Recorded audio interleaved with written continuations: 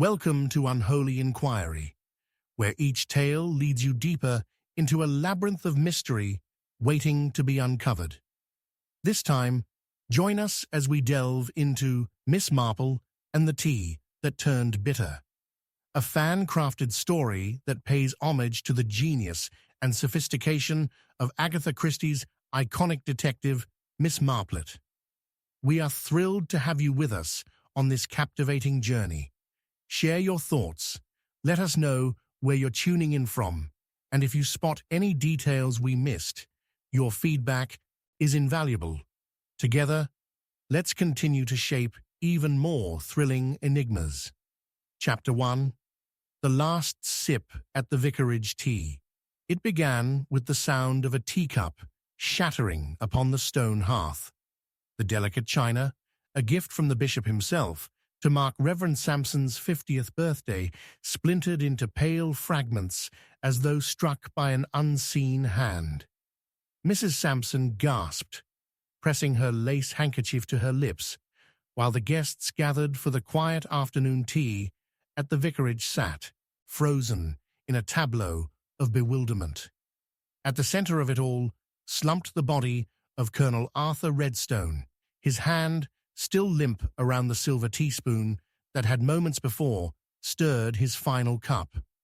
A thin drizzle pattered against the mullioned windows, and the dim light of the late afternoon seemed to draw shadows longer than they ought to be, throwing every face in the room into sharper relief. It was Miss Marple who broke the silence, her clear, slightly quavering voice cutting through the horror. "He is gone," she said gently, kneeling with surprising swiftness beside the old soldier. She touched his wrist with practiced delicacy, but there was no pulse. The colonel's ruddy cheeks had already taken on a pallid hue, and his lips, once so quick to curl into smug disapproval, were faintly tinged with blue. Reverend Sampson, tall and angular, murmured a hurried prayer, his hand trembling as he raised it. "Dear Lord, deliver unto your mercy."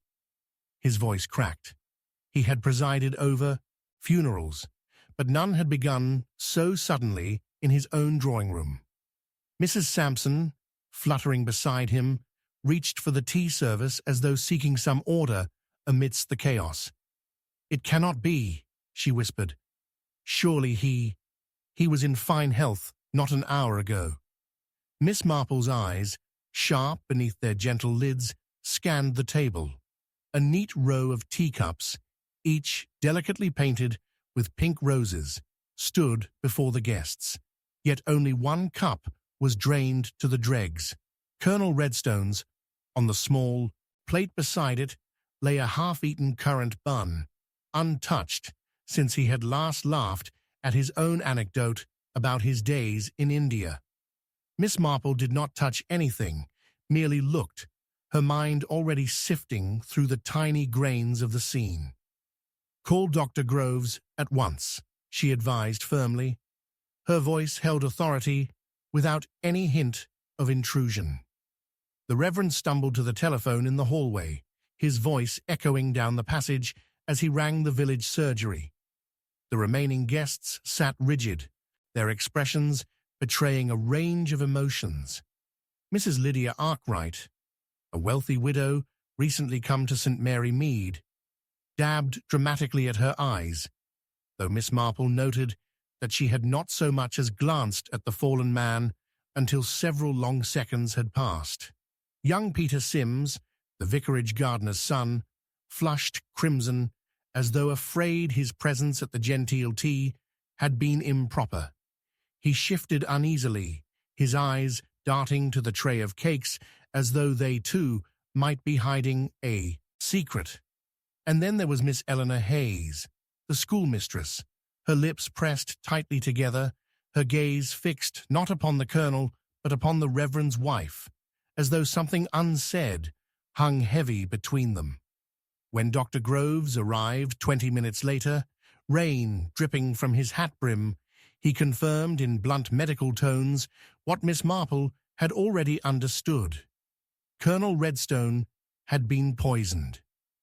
Digitalis, by the look of it, he muttered grimly after sniffing the cup and peering at the purpled lips. Fast-acting, bitter, enough to fell a man in a matter of minutes. He shut the case of his stethoscope with a snap. This is a matter for the police. Inspector Cray, summoned from Much Benham, appeared soon after, a stout man with a skeptical manner. He paced the drawing-room with heavy boots, eyeing the guests as if they were an assembly of misbehaving schoolchildren. "No one is to leave," he declared. "You'll each give an account of yourself, and mind it be a truthful one." Miss Marple, sitting quietly in her corner chair, with her knitting untouched in her lap, looked mildly at him. "If you will forgive me, Inspector, it may be wise to begin not with where everyone was, but with the tea itself, for it was the tea, not the company, that did for Colonel Redstone." Cray gave a short laugh, not unkind, but dismissive. "I'll ask the questions, Miss Marple, though I dare say your village wisdom might prove useful in its place." But already Miss Marple was forming connections. The Colonel had stirred his tea himself, she recalled distinctly. She had noticed, in the unobtrusive way she always did, that he had reached for the sugar bowl twice, complaining of the vicarage tea's unforgivable weakness. Could it have been in the sugar? She thought not. She remembered Mrs. Sampson herself had taken sugar, as had young Peter, and they showed no signs of illness. Then the milk? No, that too had been shared. Which left the cup, or perhaps something placed in the Colonel's cup, alone. As the inspector questioned the guests, Miss Marple listened more to the tones than the words. Mrs. Arkwright's voice trembled prettily, but there was a hard edge beneath the fluttering hands. "I hardly knew the man," she said, "though he was most insistent, one might say, in his attentions. A lady must sometimes draw a line." Her cheeks, beneath the powder, revealed a flush. Peter stammered about how he had been invited in on Mrs. Sampson's kindness, and how he had only touched the seed cake. His eyes never once met the inspector's, but Miss Marple thought his shame was of a simpler sort, fear of being blamed by those who looked down upon his station. Eleanor Hayes spoke little, but when pressed, admitted that the Colonel had been a frequent visitor to the school, though not always welcome. She said no more, and the inspector, impatient, moved on. Miss Marple's keen eyes, however, saw how tightly the schoolmistress's hands gripped the arms of her chair. By the time dusk fell and lamps were lit, the body had been carried away under a blanket, and the vicarage had fallen into a strange hush. Outside, the rain drummed steadily, a mournful rhythm against the panes. Mrs. Sampson, pale as ivory, excused herself to lie down. The Reverend stood stiffly by the fireplace, guilt and responsibility written upon every line of his face, though Miss Marple knew instinctively he bore none for the Colonel's fate. When the others had gone at last, Miss Marple lingered in the drawing-room, gazing at the abandoned teacup on the tray. "A curious business," she murmured to herself.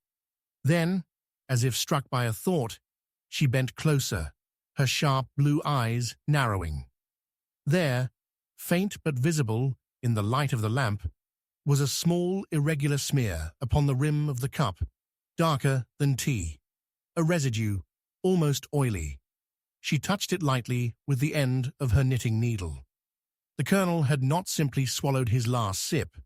Something had been placed there deliberately, perhaps under the guise of kindness. She straightened, her expression unreadable, and turned toward the shadowed stair where Mrs. Sampson had retired. In the hush of the old vicarage, with the storm outside and the echoes of the shattered teacup still lingering, Miss Marple felt the unmistakable chill of secrets not yet spoken. The guests had all drunk from the same teapot, the same milk, the same sugar. Yet only one cup had carried death, which meant only one hand had guided it there.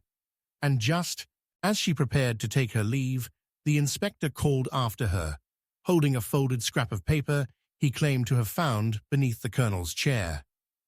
"Miss Marple," he said, his brow furrowed, "does this mean anything to you?" It was a note, hastily written in a bold but uneven hand, the ink smudged by nervous fingers. Only 6 words, and yet they made Miss Marple's heart give a small, involuntary start. "Meet me by the gate, tonight." The paper trembled faintly in the inspector's hand, and Miss Marple, with her gift for seeing patterns others missed, knew that the true story of the colonel's last sip at the vicarage tea had only just begun, and with that single clue, the long shadow of murder stretched out over St. Mary Mead. Chapter 2. The Locked Parlour with No Key. The storm had not lessened when Miss Marple returned home from the vicarage that evening. The rain fell in determined sheets, drumming upon the roof of her cottage and whispering through the hedgerows like the sighs of restless spirits. She sat for a long while by the hearth, the colonel's sudden death still vivid before her eyes, the shattered teacup, the bluish lips, and most of all, that curious scrap of paper promising a secret meeting. 6 words, scrawled hastily, "Meet me by the gate, tonight." Yet the colonel had never left the parlour after his tea. He had taken his last sip and collapsed before the appointed meeting could ever be kept. Sleep came only in fragments. By morning, the rain had cleared to a thin, watery light, and the village was already buzzing with whispers.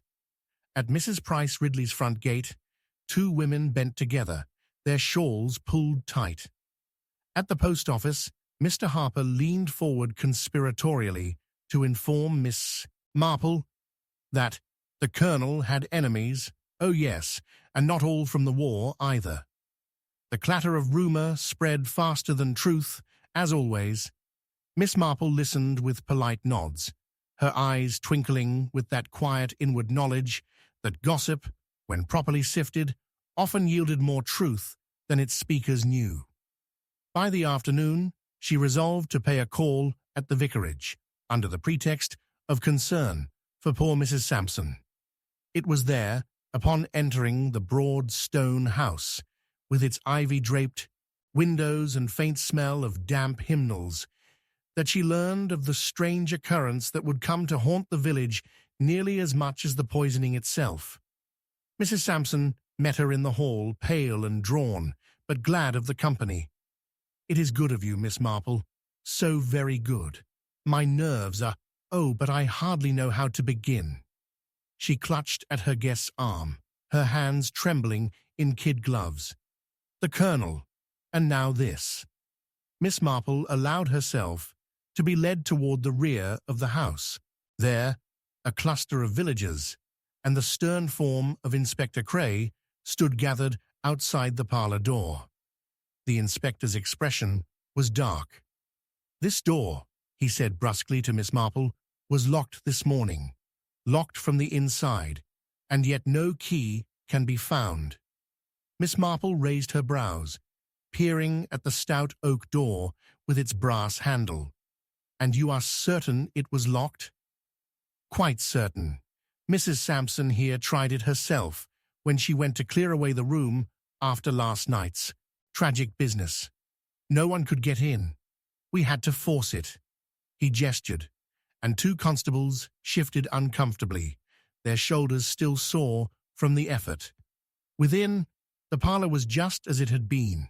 The tea service cleared away, but the faint scent of strong Assam still lingering. A chair stood oddly askew, as though moved in haste. The hearth was cold. Nothing seemed disturbed, save that one locked door, which no longer possessed a key in its lock. Miss Marple, her small figure dwarfed by the heavy oak panels, stepped closer. It is most curious, Inspector, for if the key is not in the door, where is it? A locked room without a key generally implies that someone wished to create an impression. Inspector Cray gave a short laugh. Impression of what? That the room was impenetrable, perhaps, Miss Marple murmured. She bent, her sharp eyes scanning the worn carpet near the threshold. There, half caught in the nap of the rug, she saw the tiniest metallic glint. She stooped with delicate fingers and retrieved a brass shaving, no longer than a nail clipping. She did not announce it, only tucked it quietly into her handkerchief. Behind her, Mrs. Sampson wrung her hands. I cannot comprehend it. Why lock it? Unless... She trailed off, her gaze darting nervously to the schoolmistress, Miss Hayes, who had also been called to witness the discovery. Miss Hayes, upright and cool in her dark coat, returned the look without flinching. Unless the colonel was not the only one. Expected here last evening, she finished softly. There was something in her tone, bitterness, perhaps, or old fear, that made Miss Marple study her closely. The inspector barked, Speak plainly, madam. But Miss Hayes merely pressed her lips together and would not. The guests who had been present at the tea were all summoned again for questioning. Mrs. Arkwright arrived in her black motor car, veiled and perfumed, complaining that the whole business was exceedingly distressing for a lady of a refinement. Young Peter Sims stood awkwardly by the door, his boots leaving damp prints on the flagstones. The Reverend Sampson looked worn to the bone, his voice weary as he tried to maintain dignity amid scandal. They each swore they had not touched the parlor after the colonel had been carried away, yet someone had returned, locked the door, and made away with the key. But why? As the inspector pressed them, Miss Marple sat quietly with her hands folded. She had observed something else. The schoolmistress's gloves were new, immaculate, yet faintly dusted at the fingertips as though they had brushed against brass. It might mean nothing, but Miss Marple's mind never dismissed such trifles. Later, as the others dispersed under the inspector's orders, Miss Marple lingered in the parlor. The window panes rattled softly in a returning breeze. Her eyes went to the small escritoire in the corner, its drawers slightly ajar, as though someone had opened them in haste. She bent and examined the wood. A faint indentation remained, where a piece of folded paper had once lain. She had seen the like often, a letter hastily removed. Her thoughts returned at once to the note found beneath the colonel's chair. Meet me by the gate, tonight. If there had been another note, perhaps an answer, perhaps an accusation, someone had taken pains to hide it. As she considered, Mrs. Sampson reappeared, flustered. Miss Marple, she whispered, there is something. I fear it is most improper to speak, but I must. The colonel, he had a hold over certain persons here, not just his war stories. He threatened, he hinted at things. Her eyes were wet, but her voice low and fierce. If he had lived, disgrace would have followed. Miss Marple looked at her gently. And so, my dear, you believe someone took care to see that he did not live. Mrs. Sampson trembled, pressing her hand to her lips. I cannot say more, only beware of locked doors. They keep in as much as they keep out. The words echoed in Miss Marple's mind long after she had gone. She sat alone in the parlor a moment longer, listening to the creaks of the old house. She thought of the brass shaving in her handkerchief. It spoke not of lost keys, but of tampered locks, a skeleton key filed to fit, perhaps, or one broken in haste. Someone had sought to make the impossible room, but they had left behind the faintest whisper of their craft. When at last she stepped into the evening air, the vicarage gate groaned upon its hinges. She paused, looking at the very spot the colonel had been meant to meet someone. The grass was trampled there, a few muddy prints still visible. Small, narrow prints, not the colonel's heavy boots. Someone else had waited by that gate. As twilight deepened and the first owl called from the trees, Miss Marple's eyes rested on a glimmer of something caught among the damp grass. She stooped once more, her hands steady, and lifted it delicately. It was a broken cufflink, gold engraved with the initial A, and in that small, gleaming object lay a clue that pointed silently, insistently, to one of the very guests who had sworn ignorance not an hour before. The mystery of the locked parlour was only beginning to unfold, and Miss Marple, with her quiet eyes and untiring mind, knew that beneath the genteel surfaces of St. Mary Mead, a darker truth waited to be drawn into the light. Chapter 3. The Letter That Arrived Too Late.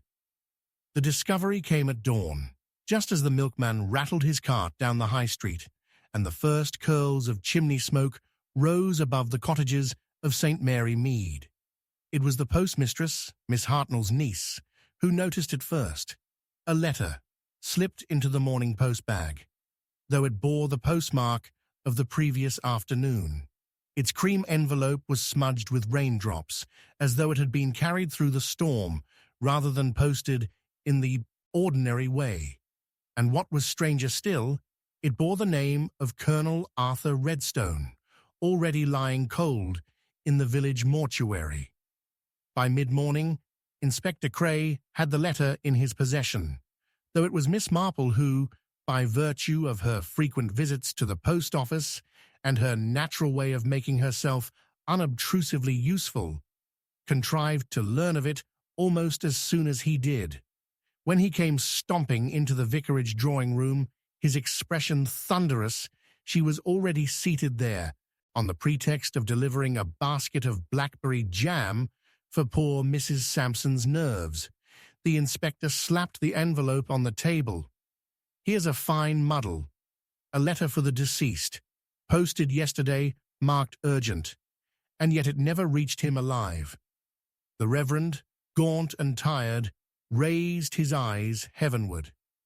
"Dear God, what else will come upon us?" Miss Marple leaned forward, her eyes resting not on the inspector, but upon the handwriting on the envelope. Bold, slanting, a trifle hurried. The sort of hand, she thought, that belonged to someone with strong passions and little patience. "And have you opened it, Inspector?" she asked mildly. "I have," he grunted, tearing it from its envelope again, "though I dare say it reads more like a riddle than a warning." He held it up. The ink had run slightly from the rain, but the words were legible. "If you will not keep your promise, then by God you will keep your silence. Meet me once more, tonight, before all is ruined." It was signed only with a single initial, E. The Reverend gave a sharp intake of breath. Mrs. Sampson sank further into her chair, pressing her handkerchief to her lips. Miss Marple, however, only tilted her head. "A curious choice," she murmured. "Not E.H. nor Eleanor, but a single letter. The sort of thing one does when one wishes to be known only by those already intimately familiar." The inspector bristled. "You mean the schoolmistress, Eleanor Hayes. That's what you're hinting at. And I'll admit, she's a likely suspect, tight-lipped, defensive. The colonel had some business with her, sure enough." Miss Marple's needles clicked softly in her lap.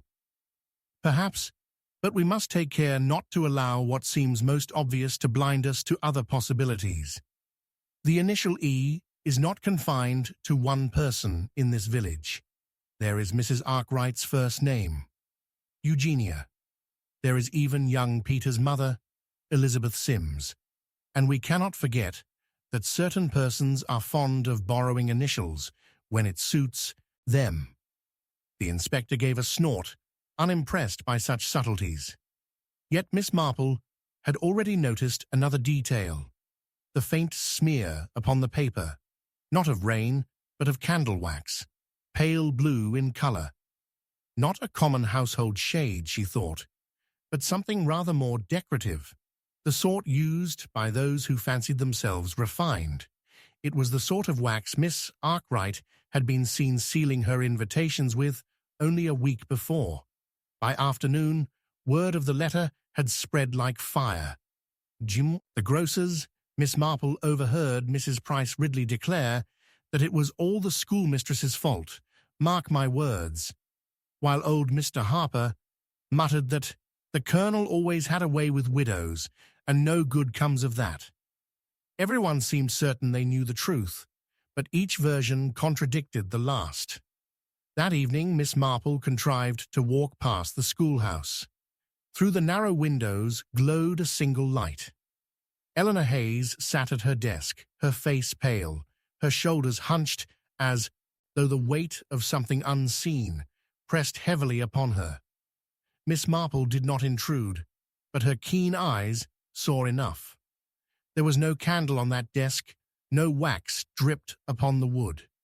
The schoolmistress used plain tapers, uncoloured, yet her lips, tightly pressed and white, bespoke a fear that no gossip could invent.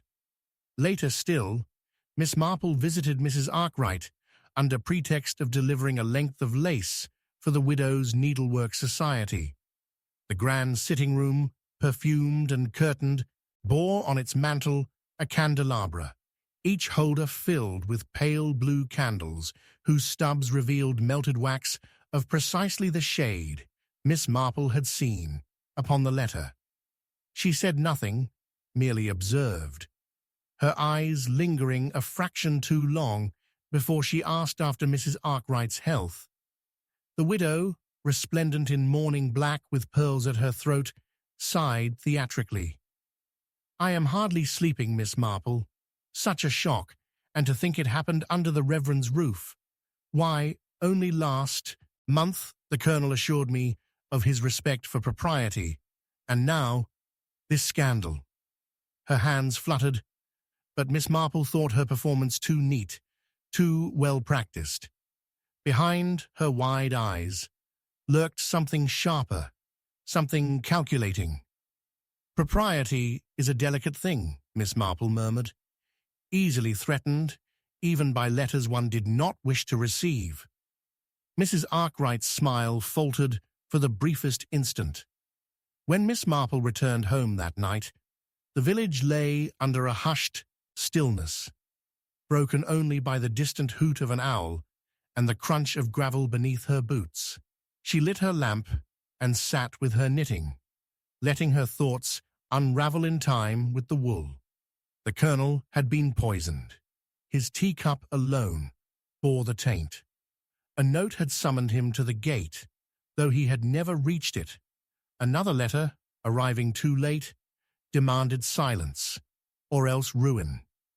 And now a locked parlour with no key, a missing letter from the escritoire, and a cufflink with the initial A.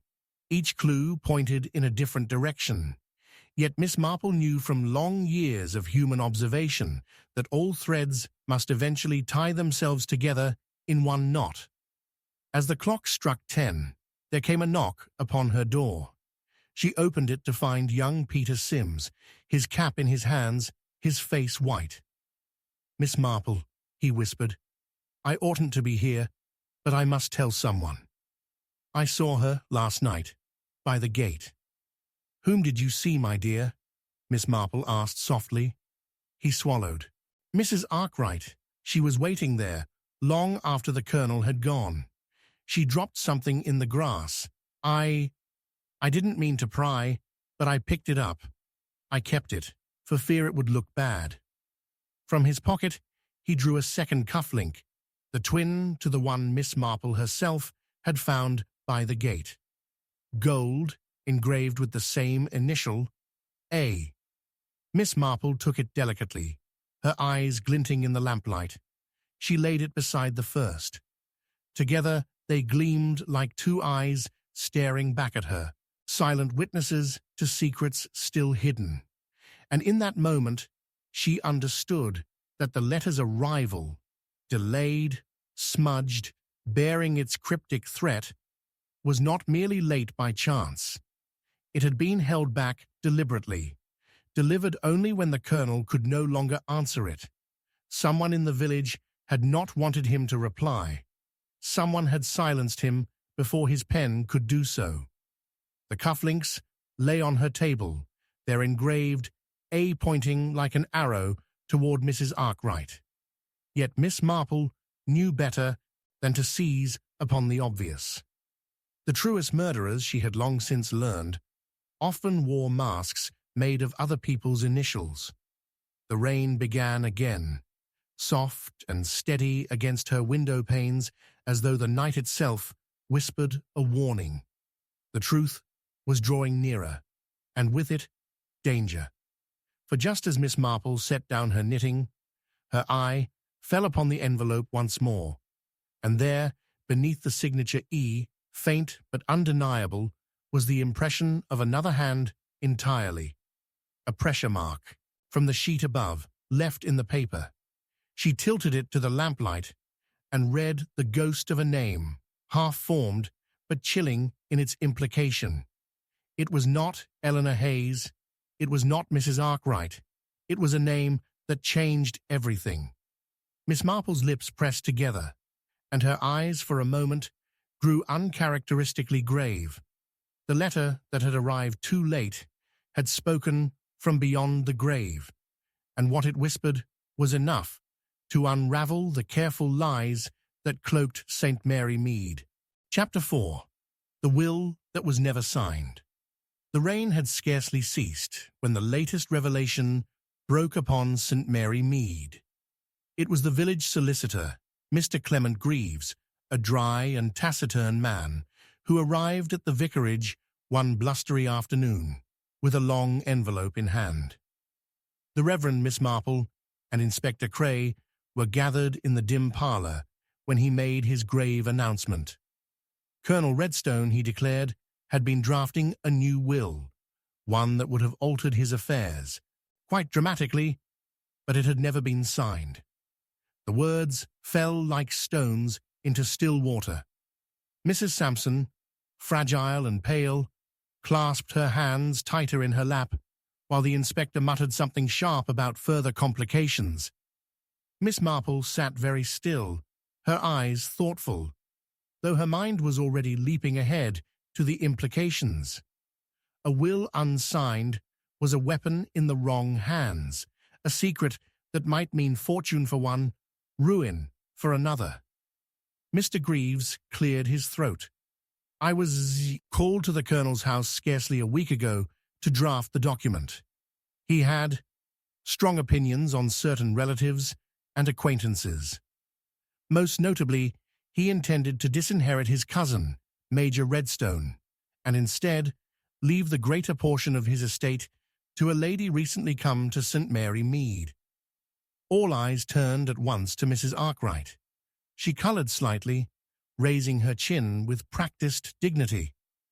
Colonel Redstone was a dear friend, she said, with cool precision. If he wished to provide for me, I was in no position to prevent him. But I assure you, Inspector, I had no notion that such a will existed. Inspector Cray snorted. Convenient that it should be unsigned, madam. Convenient for some and dangerous for others. But Miss Marple was watching the solicitor, not Mrs. Arkwright. She saw the hesitation in his eyes, the small, nervous twitch of his hand as he folded the envelope closed again. And tell me, Mr. Greaves, she said gently, was there not a witness required, or at least the suggestion of one? The solicitor inclined his head stiffly. Indeed, the colonel intended that Miss Eleanor Hayes should bear witness. He seemed to place some curious trust in her, though she appeared reluctant when I mentioned it, And yet, as I say, the matter was never completed. The colonel put off the signing. He wished to review certain details. I left the draft in his keeping, but when I searched the house this morning, I found no trace of it. The Reverend murmured. Then it is missing? Precisely. Miss Marple's eyes sharpened. A missing will, a poisoned man, a village brimming with secrets. It was a pattern she had seen before, though each piece required delicate fitting. The storm grew heavier as the day waned, and lamps were lit against the gloom. The inspector insisted on questioning Mrs. Arkwright and Miss Hayes further, summoning them both to the vicarage that evening. They arrived together, but did not speak, each stiff with her own reserve. The atmosphere in the parlor was thick with unease as the inspector spread his papers before him.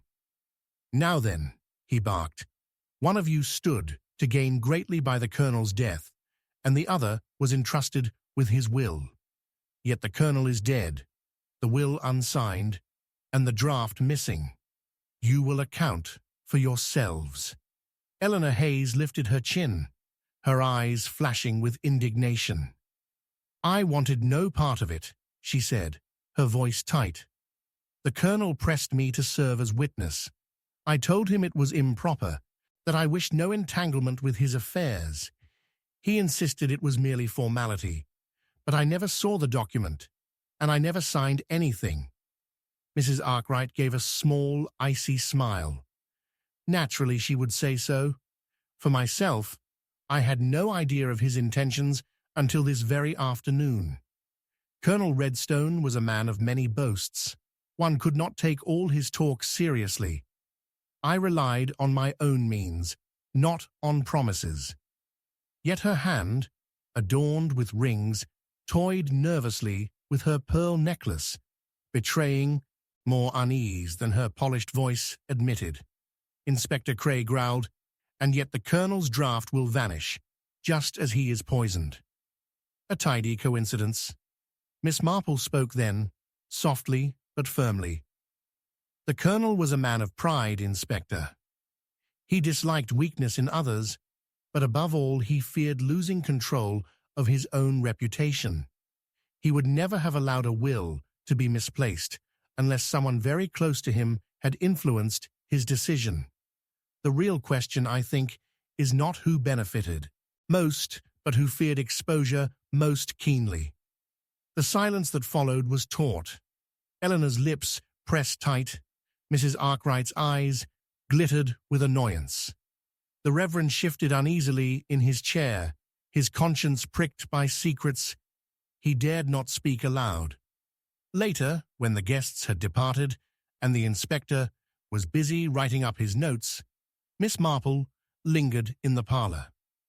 Her eyes roved once more over the escritoire in the corner, remembering the faint indentation where a missing letter had once lain.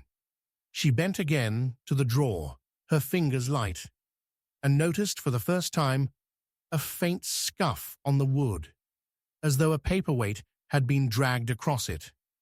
She followed the mark with her eyes and found, wedged at the back of the drawer, a tiny scrap of parchment, no larger than a postage stamp.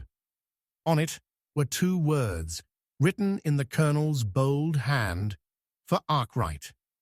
Miss Marple tucked the fragment delicately into her reticule. It was not proof, not yet, but it was a clue, a fragment of the missing will, perhaps, or merely a note of intention. Either way, it was a thread that might yet unravel the tangle. As she rose to leave, the Reverend came to her, his face troubled. Miss Marple, he whispered, there is something you ought to know. Last week, the colonel confronted me. He said he had knowledge that could destroy reputations.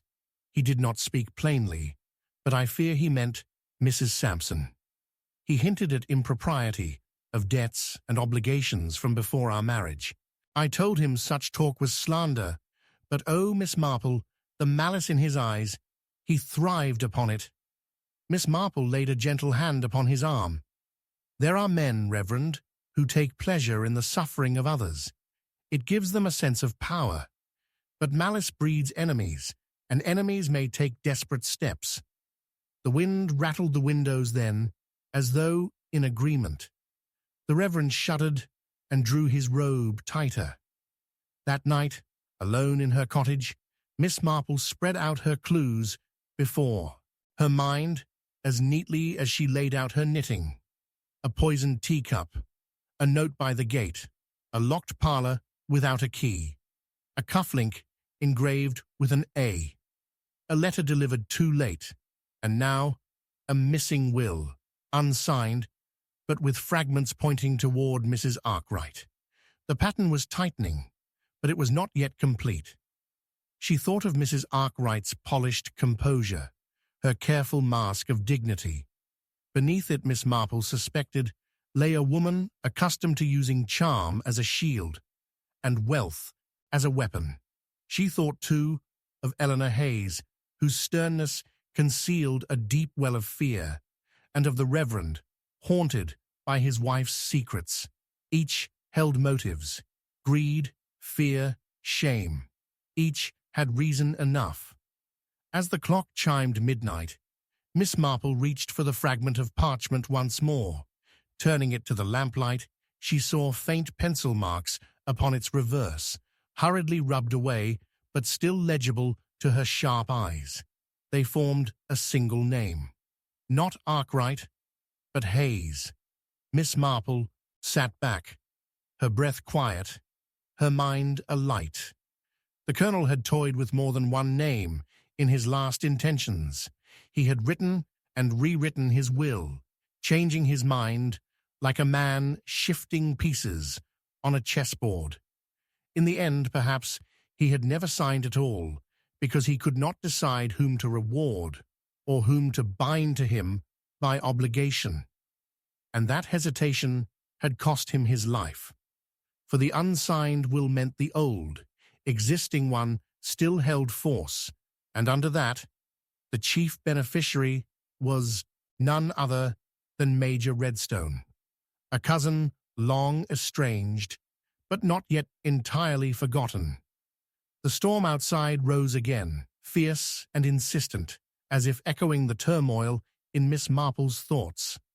The murderer, she now knew, was not merely protecting themselves from scandal or disgrace. They were also racing against time, against the revelation of a will that might disinherit them altogether. She placed the parchment fragment back in her reticule, her eyes grave. Tomorrow she would speak to Inspector Cray, though she doubted he would see the significance, but to Miss Marple the matter was plain. The will that was never signed was the key to understanding the Colonel's death. And before long, the unsigned document would surface, or the murderer would strike again to ensure that it never did. Chapter 5. The Guest Who Vanished Before Dawn. The storm broke with a violence that rattled the panes of the great house at Gresham Hollow. Thunder rolled across the fields, low and threatening, as if echoing some darker turmoil within its walls. Lightning flashed, and in that stark illumination, the household, so lately occupied with forced cheer, polite conversation, and the clinking of teacups, was laid bare as a collection of uneasy shadows. The dinner had not been a pleasant affair. Smiles had been brittle, words careful, and the absence of Mr. Harcourt, still lying cold in the parish hall since his mysterious death, hung over every guest like an uninvited spectre. And yet, despite the tension, the house had been full. The Reverend and Mrs. Linton had been among the first to leave, the Colonel and his wife shortly after, but there had been one stranger in attendance, a Mr. James Lorimer, who had arrived unexpectedly, invited, so it was said, by the late Mr. Harcourt some weeks before his death. By morning, Mr. Lorimer was gone, not departed in any ordinary sense, nor with the polite farewells expected of a gentleman, but vanished. His room, locked from the inside, was found empty when the maid brought tea at dawn. His bed had been lain upon, though only lightly, and a single candlestick lay toppled on the floor beside it, the wax still soft, as though it had burned late into the night. No footprints marked the gravel path outside the French windows that opened onto the Wa terrace, yet the windows were unlatched from within. The door had been locked, the key still in place. It was, as Colonel Faraday muttered in vexation that morning, a locked-room affair, and damnably inconvenient at that. Miss Marple, who had been persuaded to remain at Gresham Hollow after the distressing events at the vicarage, listened carefully to the chatter over breakfast. Mrs. Faraday fluttered with nerves, her hands trembling as she buttered toast that she never ate. Vanished, she said again and again, as though the word itself might explain the mystery. Simply vanished. I can't think how. The poor maid nearly fainted. And the butler, well, he insists it must have been a trick of some sort. A trick requires an audience, Miss Marple observed softly, folding her napkin. And tricks, when viewed closely, are rarely as clever as they appear. She was not speaking to anyone in particular, yet her remark silenced the table for a moment. Colonel Faraday harumphed into his eggs and muttered something about amateurs, but his wife cast Miss Marple a glance, half hopeful, half fearful, that did not go unnoticed. Later, as the rain eased into a steady drizzle, Miss Marple wandered upstairs, ostensibly to fetch her knitting. She paused outside the stranger's chamber, where the butler, Fenton, was still fussing over the scene. He looked up uneasily as she approached, as though embarrassed to be caught staring into the empty room. "I don't like it, ma'am," he confessed, in a low voice. "A man doesn't just vanish into thin air, and this Lorimer, if that's his real name, he gave me a queer feeling the moment I set eyes on him." Miss Marple's eyes, sharp and bird-like, surveyed the room with quiet precision.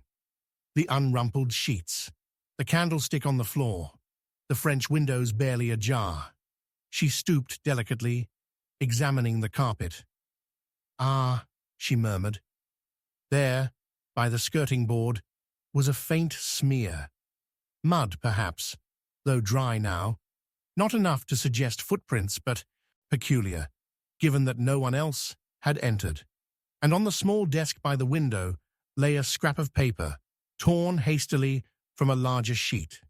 On it, in hurried scrawl, were the words, "Not safe, midnight, stairs."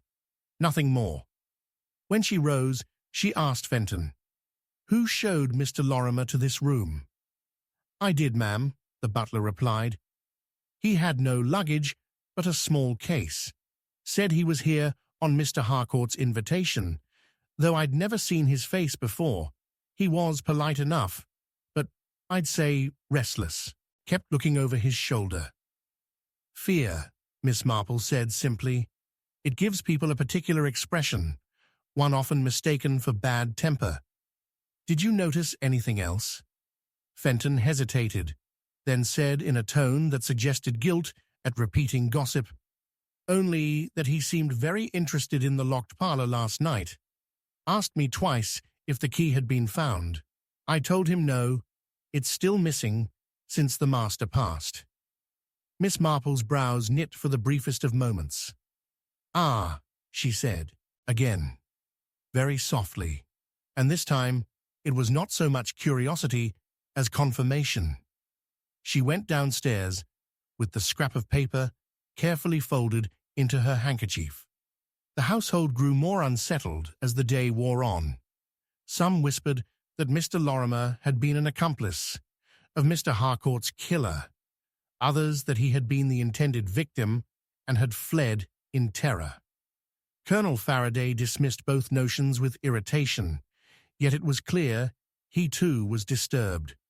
He spent much of the afternoon pacing the smoking room, lighting cigars and letting them burn out untasted. His wife, pale and drawn, busied herself with endless embroidery, pricking her fingers so often that her handkerchief bore small bloodstains. It was in the drawing-room, as Miss Marple sat with her knitting, that she was approached by young Emily Carter, the housemaid. Emily was barely 20, with wide eyes and a timid manner, yet she carried an intelligence sharper than most suspected. She twisted her apron nervously as she spoke. "Miss Marple, begging your pardon, but I thought you ought to know. I saw something last night. After midnight it was. I'd gone to fetch more coal for the fire in the green bedroom, and I passed the stairs. Mr. Lorimer was there, speaking low with someone. I couldn't see who, it was too dark, but I heard him say, 'Tonight then, before dawn.' And the other voice said, 'If you lose your nerve, it will be the end of us both.'" Miss Marple's needles paused mid-click. "Thank you, my dear," she said gently. "It is often the smallest observations that prove the most valuable. You must be very careful not to speak of this to anyone else. People do not always thank the messenger, particularly when the message is inconvenient." That evening, when the guests had dispersed to their own corners of gloom, Miss Marple approached Mrs. Faraday in private. "You seem much distressed, my dear," she said kindly. "Is it only the shock of Mr. Lorimer's disappearance, or something more?" Woman's lips trembled before she spoke. "He frightened me," she whispered. "Not by anything he did, but by what he knew. He said things he couldn't possibly have known, about my family, about debts we've never spoken of. And last night, just before dinner, he told me he had a letter, proof of something dreadful that he intended to reveal, but he never showed it. And now he's gone." Miss Marple's eyes softened. Letters are dangerous things, especially when they arrive too late or fall into the wrong hands. I think perhaps Mr. Lorimer's disappearance is tied to more than fear. It is tied to knowledge. Knowledge can be a weapon sharper than any knife. The words lingered, ominous, as the rain lashed again at the windows. The house seemed to draw tighter around its secrets, every creak of the floorboards, whispering of hidden steps, every gust of wind, rattling the shutters like fingers demanding to be heard. Miss Marple, quiet and composed, carried her knitting back to her room and placed the scrap of paper beside her lamp. She read it again, by the soft glow of the flame. Not safe. Midnight stairs. The ink was smudged, as though written in haste, and the paper itself bore a watermark. Harcourt and Sons, solicitors. That, to Miss Marple, was not a random detail, but a deliberate one. She sat back in her chair, hands folded, and allowed her mind to turn over the matter. A guest vanishes, leaving behind a warning. A locked parlor, still without its key. A will unsigned, a family strained by debts and whispered scandal. A woman driven to terror by secrets she dare not voice. Slowly, gently, Miss Marple smiled her faint, bird-like smile. For all its darkness, the puzzle was beginning to take shape. And yet, even she was not prepared for what would be discovered the following dawn, when the gardener, cutting across the sodden lawn, stumbled upon a sodden leather case hidden in the shrubbery. It was Mr. Lorimer's valise, half buried in the mud. Inside, among damp handkerchiefs and an empty cigarette tin, lay a single envelope, its seal broken, its contents missing. On the front, in a bold, unmistakable hand, was scrawled, "To be read only in the event of my death, Charles Harcourt." Miss Marple, when the butler carried it in to her, merely laid one hand over the envelope and said very softly, "So the letter was written after all. The question now is, who has already read it?" The storm rumbled once more, distant but unrelenting, as the house of Gresham Hollow seemed to hold its breath, and Miss Marple, knitting calmly, knew that the game had taken yet another deadly turn. The vanished guest was no longer merely missing. He had left behind a clue that would ensnare them all. Chapter 6. The alibi that wouldn't hold. The storm had not abated since the previous evening, but rather grown more violent. Rain slashed across the small diamond-paned windows of the vicarage with a steady fury, and the wind rattled the trees so that their branches scratched like skeletal fingers along the walls. It was in this atmosphere of unease that Colonel Redmayne arrived at Miss Marple's cottage, his boots muddied, his coat dripping, and his expression dark as thunderclouds. "They've found something most disturbing," he said without preamble, still standing in her hallway as though too restless to remove his coat. "It concerns that fellow who swore he was at the station when poor Mr. Denholm died. The timeline does not add up, yet he insists upon it. If you'll allow me, Miss Marple, I'd value your thoughts." Jane Marple, small and unassuming in her neat cardigan and grey skirt, merely looked at him with those pale blue eyes that missed nothing. She gestured to the sitting room. "Do come in, Colonel. You may find that alibis are often like fine lace, intricate, pretty to look at, but not always strong enough to bear weight." At the vicarage, a gathering had been called under the guise of tea, though the weather meant it felt more like a council of war. The vicar, looking uneasy, presided at the hearth. Mrs. Redmayne busied herself with pouring tea, though her hand trembled visibly as she handed a cup to Miss Marple. Gathered there, too, were Clara Denholm, pale and tense, Mr. Harwood, the solicitor with a guarded face, and Dr. Pembroke, who seemed less sympathetic physician than wary observer. Colonel Redmayne wasted no time. "It's about Mr. Alfred Blackwood. He claims, as you know, to have been waiting at the railway station from 5:30 until 6 that evening, in plain sight of porter and passengers. He swears he even purchased a paper from the kiosk at precisely 10 minutes to 6. Yet the porter recalls no such thing, and the kiosk girl is quite adamant that she did not see him at all that evening."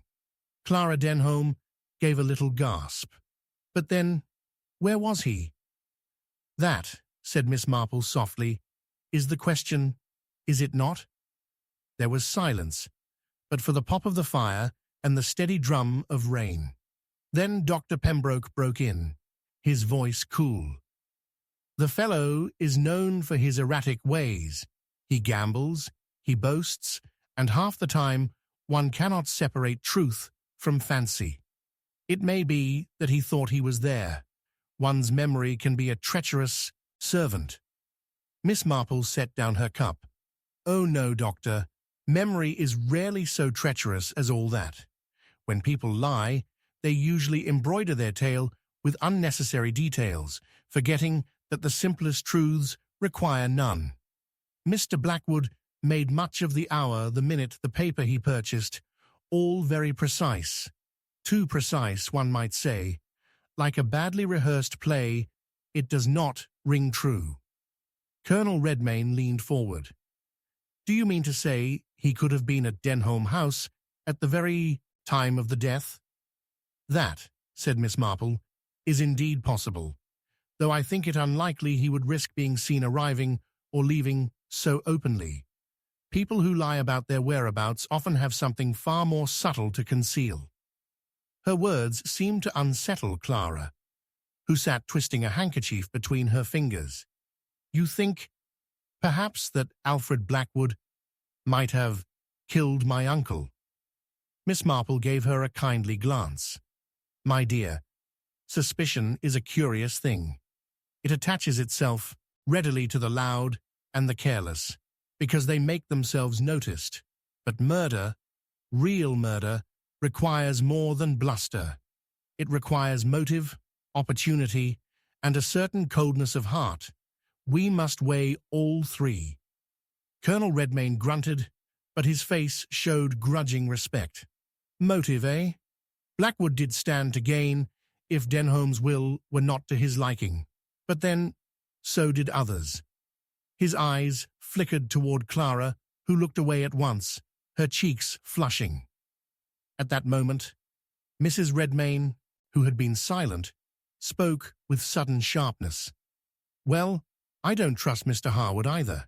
Solicitors are sly creatures, always ready to slip a paper in or out, and who's to say whether a will was signed or not? The solicitor stiffened. His voice clipped. I beg your pardon, madam. My professional integrity, Miss Marple interjected gently. And yet, Mrs. Redmayne has touched on something important. The matter of the will remains curiously uncertain.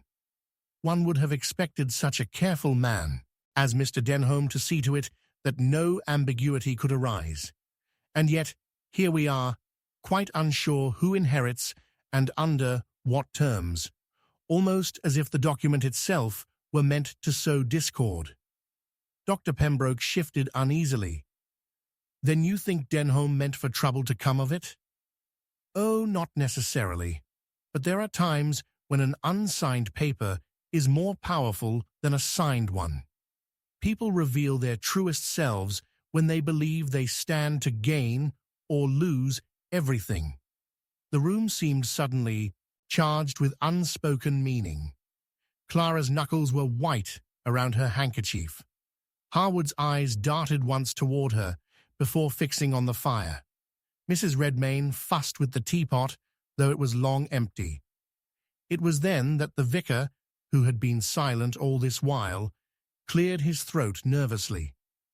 Miss Marple, I hesitate to add to the confusion, but I feel compelled. Last night, just before Compline, a letter was slipped beneath the vicarage door. I thought it some parish matter and laid it aside. But this morning, when I looked, it was addressed to Mr. Denholm. I had no chance to give it to him, of course. He was already dead. A ripple of shock passed through the room. Colonel Redmayne demanded to see it at once. The vicar brought out an envelope, plain, a little damp at the edges from the storm. The handwriting was cramped, hurried, yet oddly elegant in its strokes. Miss Marple bent over it. Interesting. This hand belongs, I think, to someone accustomed to concealing their true nature. A clerk, perhaps, or one used to forging signatures. It betrays a curious nervousness, those uneven loops, that exaggerated flourish at the end. Clara whispered, "But what does it say?" With the vicar's permission, Colonel Redmayne unfolded the letter and read aloud. It was brief, only a few lines. You must not sign until all is clear. There are those who deceive you, and the ink is not yet dry upon their lies. Beware the one who stands closest, for it is he who covets most. When he finished, silence fell like a pall. Miss Marple sat back, her eyes thoughtful. How very curious. The letter warns against deception, and yet it arrives too late to be of use, almost as though its lateness were intentional. Do you mean, said Dr. Pembroke, that someone wished it not to be delivered in time? Miss Marple's voice was quiet. Yes, I think the question we must ask ourselves is not who wrote it, but who delayed it, for in that delay may lie the heart of the matter. Clara buried her face in her hands. It means someone here, someone among us, wanted my uncle dead before the warning could reach him. Colonel Redmayne placed the letter carefully on the table. We'll have it examined. Perhaps someone in the village will recognize the hand. Miss Marple shook her head slightly. Examination may tell us little. Such writing can be disguised. No, I think we must look elsewhere, at the movements of those present, at the inconsistencies in their alibis, and at the very human frailties they would prefer to conceal. Her gaze passed lightly, almost innocently, across the room, but more than one person shifted uncomfortably under it. The storm outside grew louder, a low moaning in the chimneys. Miss Marple folded her hands in her lap, her voice serene. "There is a truth here, Colonel, that is pressing to be found, and I think we shall find it sooner than later, for people may conceal much, but seldom, for long." The fire crackled, shadows leapt upon the walls, and each face around the hearth seemed drawn, secretive, holding back more than it revealed, and in the silence, the warning of the letter seemed to echo louder than the storm. "Beware the one who stands closest, for it is he who covets most." Miss Marple's eyes lingered thoughtfully on Clara Denholm, and then, just for a moment, on Mr. Harwood, the solicitor. Her mind, neat and methodical, was already arranging the strands of deceit into a pattern, and as the clock in the hall chimed the hour, she knew that Chapter 7 would bring them all perilously close to the truth. Chapter 7. The photograph, hidden in a prayer book. The discovery came quite by accident, as so many of the most important revelations often do. It was a raw Sunday afternoon, with the pews of St. Mary Mead's small parish church still damp from the lingering cold of the morning service. The rain had set in with that relentless drumming that blurs outlines of cottages into pale smudges beyond the church windows. Miss Marple, her neat grey hat speckled from the walk across the churchyard, had stayed behind after most parishioners had departed. She had noticed, with her customary attention to small irregularities, that Mrs. Price Ridley had left her prayer book behind in the front pew. Miss Marple was never one to disregard such things.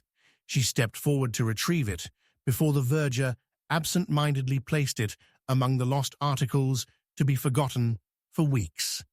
When she opened it to mark the page, the book resisted slightly, as though something pressed between the pages had swollen them with unnatural weight. Curious, she turned to the middle, and there, slipped between the thin onion-like leaves of Psalms, was a photograph. It was old, yet remarkably well preserved, an oval portrait in sepia tones. What arrested her at once was not the fact of its concealment, but the image itself. A woman, dark-haired and striking, her eyes glancing not at the camera, but to the side with a mixture of defiance and unease. Behind her loomed the outline of a manor window, recognizable at once to anyone who had set foot in Greystone Manor, the place where only days ago a man had been found dead under circumstances that could not, even in the most charitable light, be called natural. Miss Marple felt the weight of the photograph keenly in her small gloved hand. It was the deliberate hiding place that intrigued her. A prayer book is not where one slips an idle memento. It is the sort of object people handle with reverence, where anything tucked within it acquires the aura of secrecy or confession. And secrecy was the currency in which this entire affair seemed to be dealing. At that moment, footsteps echoed behind her in the nave. It was the vicar himself, Mr. Clement, accompanied by his wife Griselda, bustling as usual, slightly out of breath from her chatter. Miss Marple slid the photograph carefully back into the book and closed it with a quiet snap, her eyes mild as ever. "Ah, Jane," said the vicar warmly, "I see you found Mrs. Price Ridley's book. Quite careless of her, though she'd scold anyone else for the same." "Yes," Miss Marple said, her voice quiet, thoughtful. "One never knows what one may find tucked away in such places. People do have the oddest habits." It was only later that evening, as she sat knitting by her hearth, while the rain hissed against the panes, that Miss Marple studied the photograph in earnest. She had carried the prayer book home, on the pretext of returning it to Mrs. Price Ridley in the morning. The woman in the picture, Miss Marple, was quite sure she recognized her. Not from St. Mary Mead, no, but from the drawing-room of Greystone Manor. It was none other than Mrs. Sylvia Denham, the late Mr. Denham's widow, who had insisted she knew nothing of her husband's affairs, nor of the quarrels that were whispered to have broken out among the household in the days preceding his mysterious death.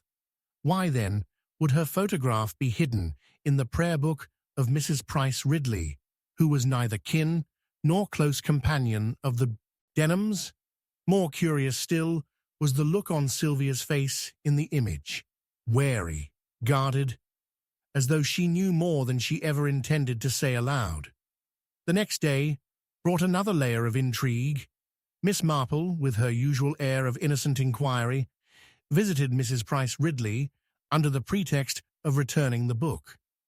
The elderly woman accepted it briskly, but when her fingers closed upon the covers, her colour shifted ever so slightly. She seemed about to open it, then thought better of it, setting it aside with a sharpness that did not escape Miss Marple's notice. "My dear," Miss Marple said softly, "you really ought not to be careless with your things. One never knows what might be lost." Mrs. Price Ridley's eyes flickered, a shadow crossing her pinched face. "Quite so," she said quickly, and changed the subject with a tart remark about the vicar's sermon. But Miss Marple had observed all she needed. That evening there was another development. A meeting had been convened at Greystone Manor, called by Inspector Graves, the man now in charge of the case. The inspector was a methodical man, practical to the point of bluntness, and he had summoned the principal members of the Denham circle. The widow Sylvia, pale and demure in black silk, sat stiffly by the fire. Charles Denham, the late man's nephew, restless and sardonic, lounged against the mantelpiece, flicking ash carelessly onto the rug. Evelyn Denham, the sister, upright and gaunt, had the severe air of one who lived on principles rather than sentiments. Miss Marple was present too, invited in part by courtesy, in part because Inspector Graves had learned to his profit that her observations often held keys his own men overlooked. The inspector laid out a matter plainly, the question of alibis. On the night of Mr. Denham's death, each of them had accounted for themselves with some degree of assurance. Yet whispers persisted, small discrepancies, nagging inconsistencies that refused to vanish. It was Charles who protested most loudly, declaring he had been in the billiard room with the butler for much of the evening. Yet Miss Marple, recalling his restless nature and his tendency to exaggerate, wondered whether that claim would withstand scrutiny. Evelyn, on the other hand, professed she had been writing letters in her room, though none of the supposed correspondence had yet confirmed receipt. Sylvia maintained she had retired early with a headache, a statement that, though plausible, seemed curiously convenient. Miss Marple said little, her knitting needles clicking softly in her lap, but her eyes moved from face to face, taking in the little betrayals of expression, the tightening of lips, the faint tremor of a hand, the glance that lingered too long. When the meeting adjourned, she lingered behind, as though fumbling with her scarf. She allowed her gaze to drift toward the bookshelf in the corner. There, tucked almost carelessly among volumes of sermons, was another prayer book, identical in binding to the one belonging to Mrs. Price Ridley. A faint curiosity stirred in her. Could it be mere coincidence? Or was there some connection between these prayer books and the secrets that seemed to bind the household in a net of silent guilt? That night, as the storm raged once more across the village, Miss Marple pieced her observations together. The photograph hidden in Mrs. Price Ridley's book, the nervousness in Sylvia Denham's demeanor, the curious insistence of alibis that did not quite a line. She recalled something she had overheard in the village shop, that Mrs. Price Ridley had visited Greystone Manor some weeks before, ostensibly to deliver preserves for a charity fete. That was unusual in itself. Mrs. Price Ridley was not known for charitable inclinations. What, then, had been her true purpose? And how had she come into possession of a photograph of Sylvia Denham, one she had taken care to hide rather than display? The answer, Miss Marple felt, lay in the subtle web of human weakness.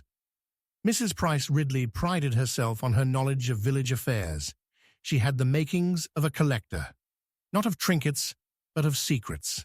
A photograph could be a weapon in the right hands, a silent reminder of a truth one might prefer buried. The next morning, Miss Marple contrived to speak with Inspector Graves privately. She did not reveal the photograph directly, for she knew better than to brandish evidence prematurely. Instead, she merely remarked upon the curious nature of hidden things. "You see, Inspector," she said mildly, "people rarely hide what is harmless. A photograph, for instance, when tucked away in a prayer book, must mean something. It is either cherished or feared, and in either case, it tells us far more than the subject would willingly confess." The inspector frowned, but nodded. He had learned not to dismiss her quiet remarks. By the end of the week, another strange event unsettled the village. Mrs. Price Ridley's housemaid, timid girl named Alice, let slip to her cousin that her mistress had received a letter delivered by hand late at night, unusual enough to stir gossip. The girl had glimpsed the envelope, thick and cream-colored, with a seal in dark wax, but by morning it had vanished. When Miss Marple heard this morsel of gossip, her mind leapt instantly to the photograph. A connection was forming, fragile but undeniable. She visited the church again, alone, and this time sought out the shelf of prayer books at the back. She pulled them down one by one, leafing through with deft fingers. In the third volume she found it, another slip of paper, this time folded small. Opening it carefully, she discovered a portion of a letter, torn from the whole. The words were few, but stark.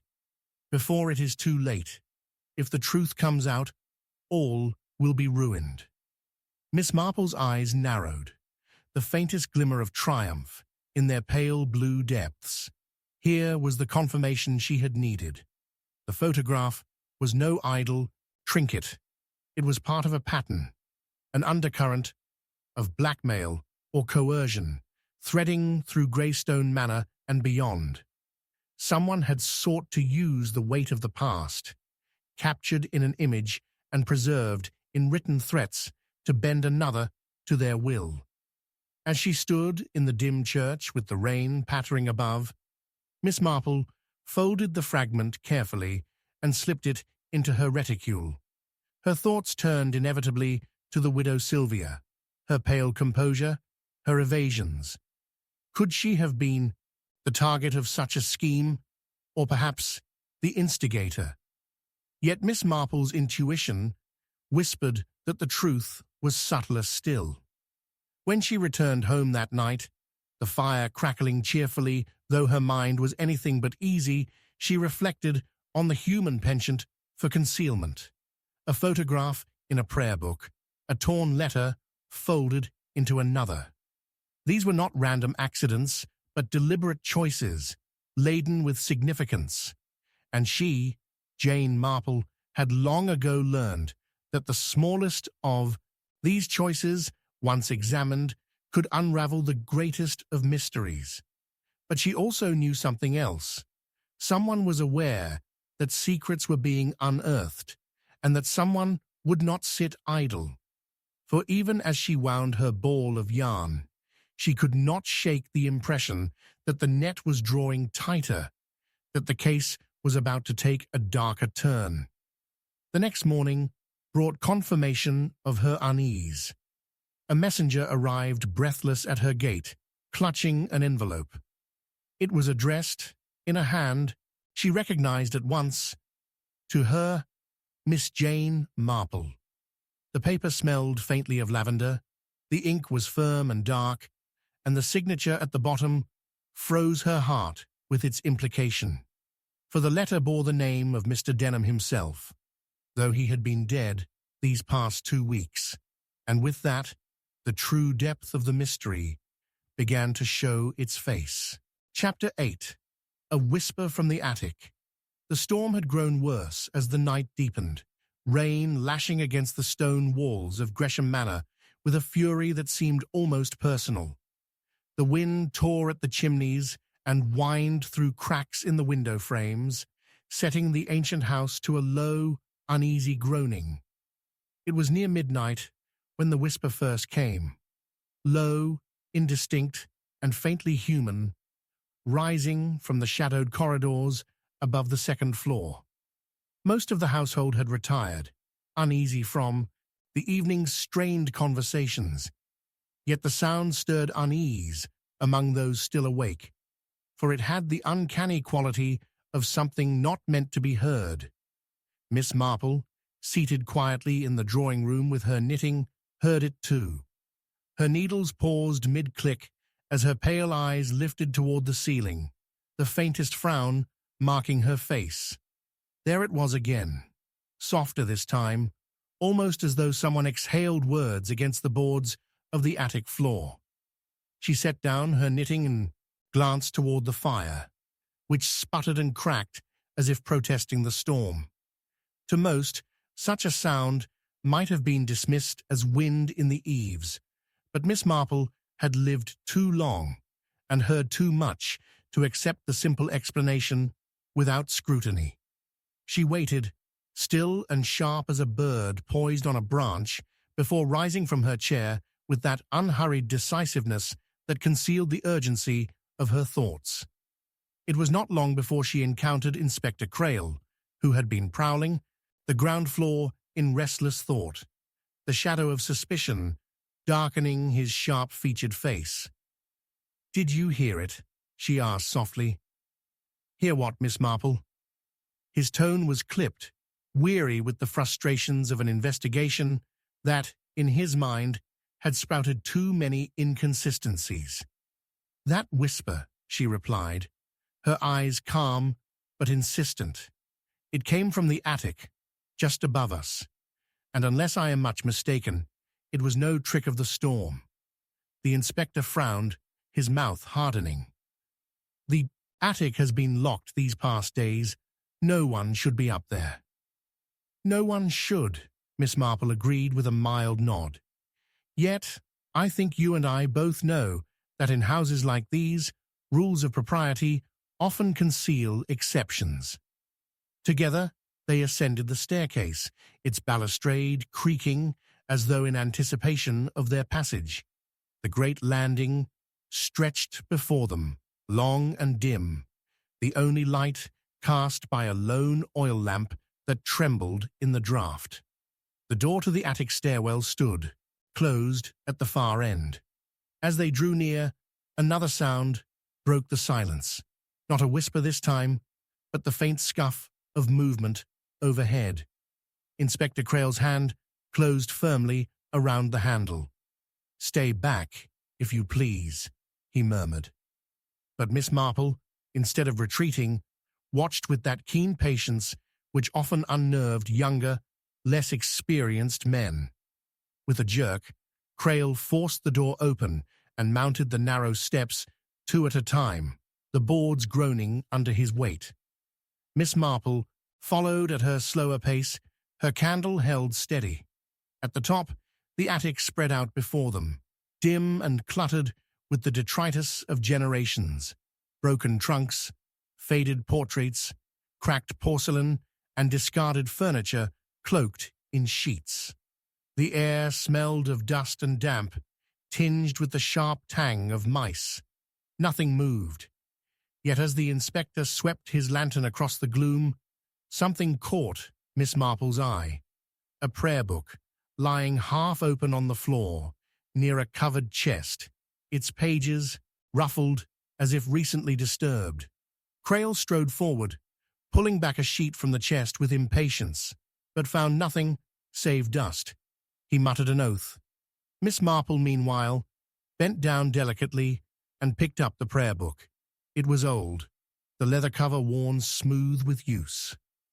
She turned the pages gently, her expression unreadable, until something thin slipped out and fluttered to the floor.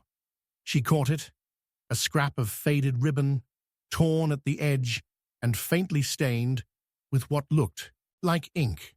She studied it carefully, then replaced it between the pages before handing the book to the inspector.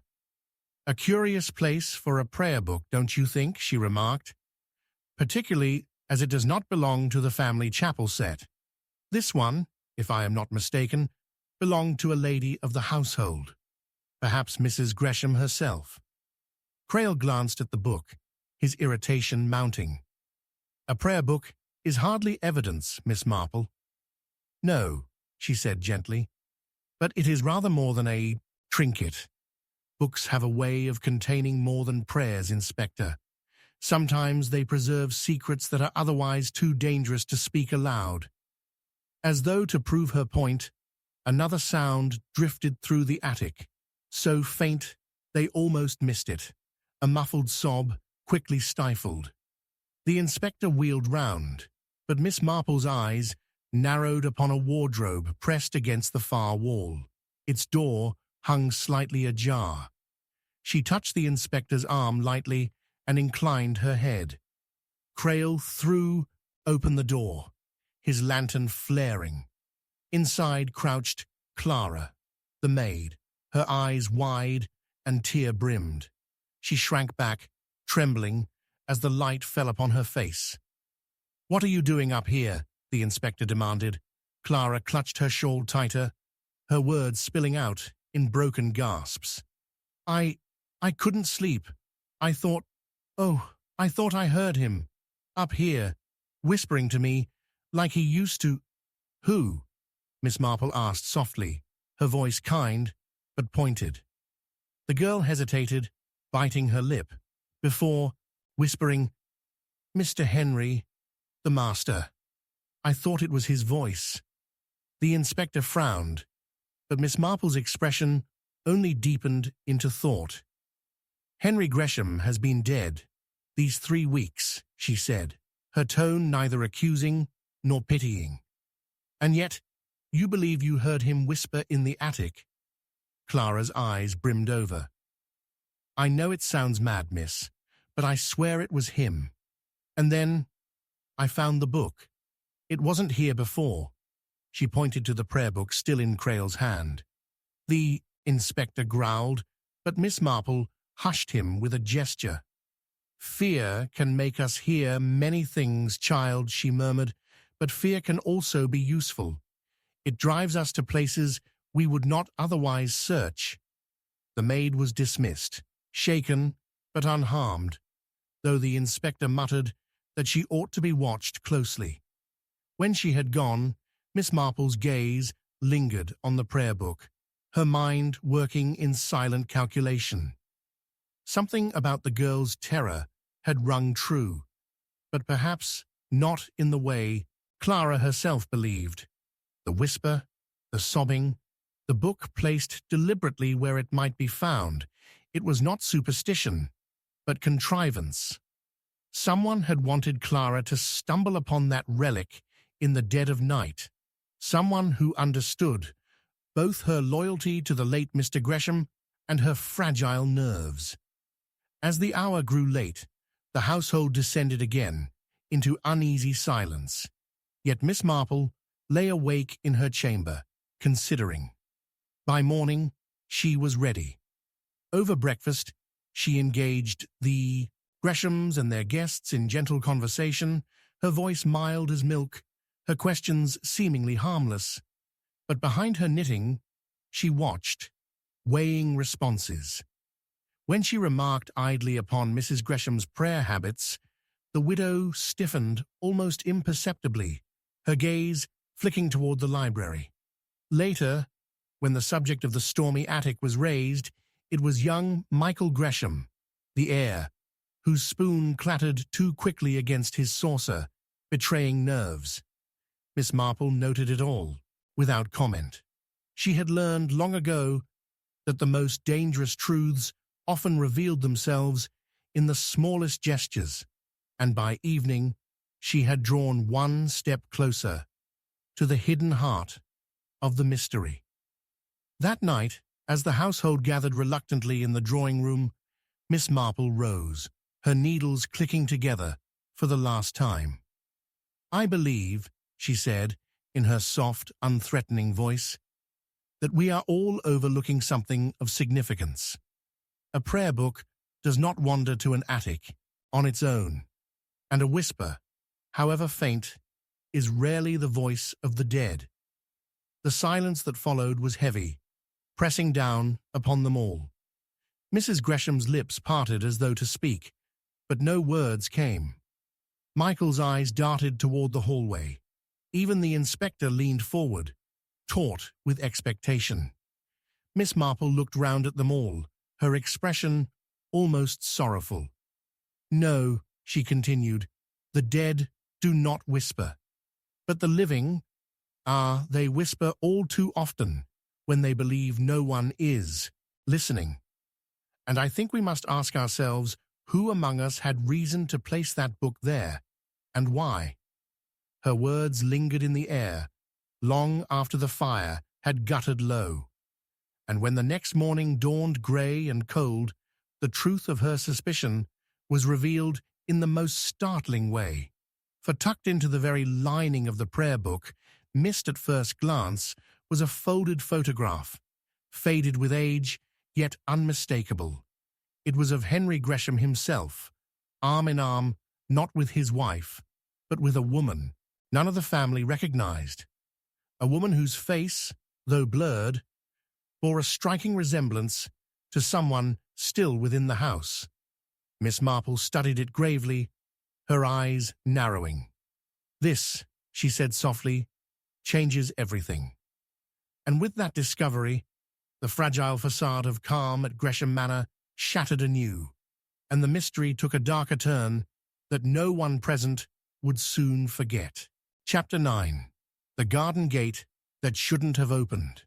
The storm had abated only hours before, leaving the village of St. Mary Mead steeped in a damp stillness. The earth smelled rich and sodden, the cobblestones shone darkly with moisture, and a faint mist clung low along the hedgerows.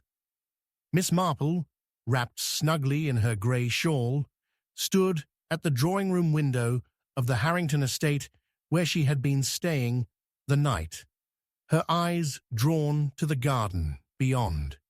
What caught her attention was small and ordinary, yet troubling. The garden gate at the far end of the lawn, which by custom and lock was never left open, now swung gently on its hinges, creaking faintly in the morning breeze. It was not merely the sight of it that made her heart quicken, but the knowledge that Mr. Harrington, recently deceased under such suspicious circumstances, had once been particularly meticulous about the bolt. He had been heard to scold the gardener only last week for neglecting it. Yet here it was, not merely ajar but wide, as though someone had fled through it in great haste. Miss Marple did not believe in coincidence when it came to human behavior. Habits were as telling as fingerprints. She did not immediately call attention to it, for in her quiet way, she preferred to watch and wait, knowing that a careless word or an unguarded reaction from another could yield more than any formal inquiry. Instead, she tucked the sight into that mental drawer of observations she always kept so carefully ordered. She turned just as Colonel Melrose entered the room, his heavy boots clapping against the polished floor. "Ah, Miss Marple," he said briskly, brushing raindrops from his moustache, "you'll be glad to know we've traced most of the household's movements for last night. Everyone accounted for, except for young Lydia Harrington, who insists she was in her room with a dreadful headache. Miss Marple gave a small, sympathetic nod. Headaches, I have often noticed, can be most convenient. The colonel chuckled grimly, but his eyes betrayed unease. Convenient, yes, but I shan't accuse a young lady without more. Though between ourselves, it strikes me odd she'd not have heard the commotion in the hall when the maid discovered the study door wide open. Miss Marple merely folded her hands. She thought not of Lydia's headache, but of the gate. People in distress, especially those with something to conceal, often chose paths least expected of them, slipping out at night, through rain and mud by a gate no one supposed would open. Later that morning, she ventured into the garden, under the pretense of admiring the bedraggled rose bushes. Kneeling carefully, she noted faint impressions in the softened earth just inside the gate. A narrow heel, not the sturdy boot of a gardener, nor the broad tread of Colonel Melrose. No, this was slender, feminine, yet deep, as if made in haste or by a trembling foot. What drew her sharper attention was the faint smear of mud on the inner latch. Someone had entered or exited during the storm, gripping the wood for balance. Her sharp eyes narrowed on a fragment of cloth, caught on the hinge. A small shred, pale blue, torn and damp with last night's rain. She tucked it quietly into her handkerchief and walked slowly back, pausing to pluck a leaf so as not to betray her true errand. Inside, tea had been laid in the morning room. Lydia Harrington sat pale and listless at the table, her long fingers tightening on her cup as Miss Marple entered. The girl's eyes darted once, nervously, towards the window that overlooked the garden. It was only a moment, but Miss Marple saw it. Guilt, fear, or a memory too vivid to disguise, it was there. "Such a dreadful storm last night," Miss Marple remarked mildly, stirring her tea. "One might almost believe the house itself trembled at times. I do wonder, did it not disturb your rest, my dear?" Lydia startled. I scarcely noticed. I took a draught for my head and slept." "Very wise," murmured Miss Marple. "And yet I could not help but think how unkind the weather would have been to anyone abroad in it. Quite ruinous for shoes, and skirts too, if they were not lifted well above the ankles." Colonel Melrose gave her a curious glance. Lydia flushed, then quickly bent her head. Miss Marple sipped her tea with every appearance of innocence. The conversation shifted to the funeral arrangements, but Miss Marple's mind lingered on the girl's reaction. Lydia had long been considered delicate, yet delicacy often cloaked other traits: resentment, secret strength, or desperation. And Miss Marple, who knew young ladies better than most, through observation in her own parish, suspected Lydia had not been as frail in character as others liked to imagine. That afternoon, Inspector Graves arrived from London, bringing his more officious air into the subdued atmosphere of the manor. He prided himself on modern methods, yet Miss Marple found his questions rather heavy-handed. He pressed Lydia about her supposed headache until she near wept, but he missed entirely the tremor in her hand when she set down her teacup. Miss Marple did not miss it, nor did she overlook the faint streak of dried mud along the hem of Lydia's gown when she rose to leave. Later, alone with Colonel Melrose, Miss Marple remarked softly, "It is curious, is it not, that grief may make some so restless that they wander even when they claim to lie abed?" Melrose frowned. "Do you mean the girl? Slipped out? But to what purpose?" Miss Marple folded her knitting on her lap. "That, my dear Colonel, is precisely the question. The gate, after all, does not open itself." That evening the house fell into an uneasy quiet. Guests who had lingered out of sympathy now withdrew, leaving the family to itself. Miss Marple retired early, but her ears were sharp as a bird's. She heard Lydia's footsteps pass along the corridor long after midnight, light and hurried, pausing near the attic stair, then retreating. Miss Marple thought again of the faint tread by the garden gate. The girl was drawn somewhere, compelled by fear or memory. In the morning, the mystery deepened. The gardener, while trimming the laurel hedge near the gate, uncovered a damp envelope tucked clumsily beneath the roots. Its contents were blurred, but still legible enough to cause excitement. A letter addressed to my dearest L, in Mr. Harrington's hand. The words hinted at a promise, something to be revealed, something to be changed. But the letter broke off mid-sentence, as though unfinished or hastily concealed. Inspector Graves seized upon it as proof of a clandestine affair, and he questioned Lydia mercilessly. But Miss Marple, watching quietly, thought of the shred of blue cloth, the letter, the secret, the midnight walk, all bound the girl to something she could not admit. And yet Miss Marple sensed Lydia was not cruel by nature. Desperate, perhaps, cornered.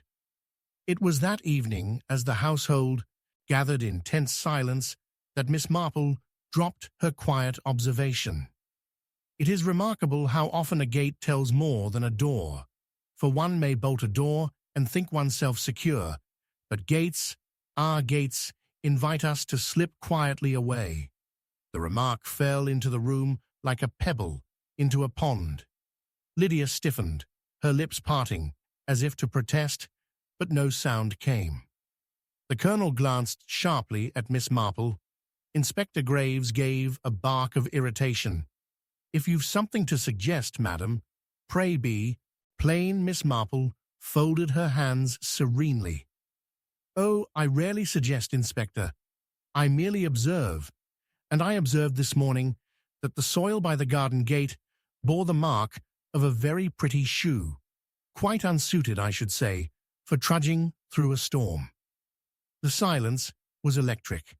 Lydia's teacup rattled in its saucer. "But," Miss Marple added gently, her eyes resting on the girl, "sometimes what seems to incriminate may in fact protect. One wonders, you see, whether a young lady might venture out not to commit a wrong, but to shield another from discovery." The suggestion sent a ripple of speculation through the room. Who, then, was Lydia shielding? The question hung unanswered, but Miss Marple had succeeded in drawing the noose tighter, for the guilty always betrayed themselves when cornered. That night, while others tossed restlessly in their beds, Miss Marple sat wakeful with her knitting. Her mind sifted each clue: the open gate, the muddy tread, the torn cloth, the unfinished letter. There was a pattern she knew as surely as there was in her stitches, and if Lydia had gone out to protect another, then somewhere in the household was one whose secret could not bear the light of day. As dawn crept pale through the curtains, a shriek echoed from the garden. The maid gathering laundry from the line had found something dreadful caught on the hedge near the gate, a man's glove, soaked and heavy with blood. Miss Marple rose at once, her eyes bright with sudden certainty.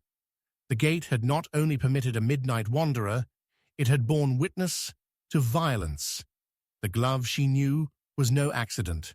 Someone had left it, or lost it, in their haste to flee.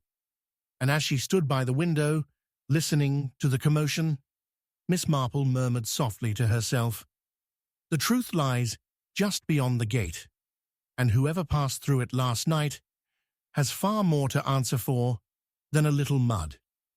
The chapter closed with the garden in uproar, the glove displayed in Colonel Melrose's hand, and Lydia trembling so violently she had to be led inside. But Miss Marple's gaze was fixed elsewhere, on another face in the room, one that betrayed a flicker of dread at the sight of the blood-stained glove. She had seen it, that fleeting horror, and she knew it was not Lydia's alone. And so the real chase began, as Miss Marple's sharp eyes followed that one expression of guilt, leading inexorably toward the revelation that would come in the next chapter. Chapter 10. The trap set with a cup of tea. The wind rattled the panes of the drawing-room windows, while the rain lashed ceaselessly against the glass, as though eager to break its way inside. Within the room, a low fire burned steadily, throwing fitful shadows that danced across the faded wallpaper. Miss Marple sat with her knitting in her lap, her eyes resting not on the wool, but on the assembled company. It was a gathering arranged with a most deliberate intention, though only she knew the true purpose. To the others, it was merely an invitation for tea, a quiet gathering on a stormy afternoon. Yet in truth, every carefully chosen detail, the seating arrangement, the order of service, even the choice of tea, was part of a trap, set to reveal what had been so artfully hidden. Colonel Whitcomb sat rigidly in one of the armchairs, his pipe unlit, his jaw clenched, with a habitual sternness that seemed to press down on the room like an iron weight. Opposite him, Mrs. Redcliffe fluttered, her lace handkerchief against her lips, her eyes darting frequently toward the door as though expecting some unwelcome interruption. To her left, Leonard Drake lounged with a studied nonchalance, his long fingers drumming restlessly against the arm of his chair, betraying the tension behind his languid posture. At the small table near the hearth, Agnes the maid hovered, ready to pour. The absence of Mrs. Parham, the widow with the mysterious photograph Miss Marple had recently unearthed, was noted by all, though mentioned by none. A curious silence lingered over the group, broken only by the occasional hiss of the fire and the distant groaning of the old house under the storm's weight. At last, Miss Marple raised her head. "Such dreadful weather for company," she murmured, her tone mild, almost apologetic. "But perhaps, sometimes, the worst of storms are best faced in good fellowship, and with a little tea." Agnes began to pour, and Miss Marple's sharp eyes watched with unusual intensity as the cups were passed. Her voice, gentle as ever, carried with it the unmistakable ring of design. "How fortunate we are that each of us can account for our movements on that terrible night when poor Mr. Harcourt met his end. So dreadful to think of death intruding upon so peaceful a household." At once, a ripple passed through the company. Mrs. Redcliffe's hand trembled so that her spoon clattered against the saucer. Colonel Whitcomb shifted uncomfortably. Only Leonard Drake seemed unbothered, though his half-smile was perhaps a little too polished. Miss Marple continued, her eyes innocent and wide. "I was thinking of alibis, you know. Such a curious word. It means, quite literally, elsewhere. And yet sometimes one can be elsewhere and still not altogether free from suspicion." Colonel Whitcomb gave a sharp sniff. "If you are implying, madam, that any one of us has lied—" "Oh, I wouldn't dream of it," Miss Marple said sweetly. "And yet I cannot help but notice small inconsistencies, little things that perhaps escaped attention at first." It was Leonard who spoke next, his tones smooth, almost mocking. "Do enlighten us, Miss Marple. You do have a gift for uncovering what others miss." Her eyes twinkled, though her voice was mild as milk. "Why, only this. Colonel Whitcomb told us he was in the study at 10:30, reading his correspondence. Yet the hall clock, I think, struck the quarter before the maid went in with the coal scuttle, and she said the room was empty. A curious discrepancy, is it not?" The colonel's face flushed dark. That girl was mistaken. I was there. I must have stepped into the corridor just at that moment." "Quite so," Miss Marple murmured, as though satisfied. But her gaze shifted almost imperceptibly to Mrs. Redcliffe. "And then there is Mrs. Redcliffe, who assured us she had retired by 11. Yet I could not help but notice a rather pretty silk scarf of yours, dear lady, caught in the latch of the side door next morning, a door that opens onto the garden path." The widow gave a gasp, her hand flying to her throat.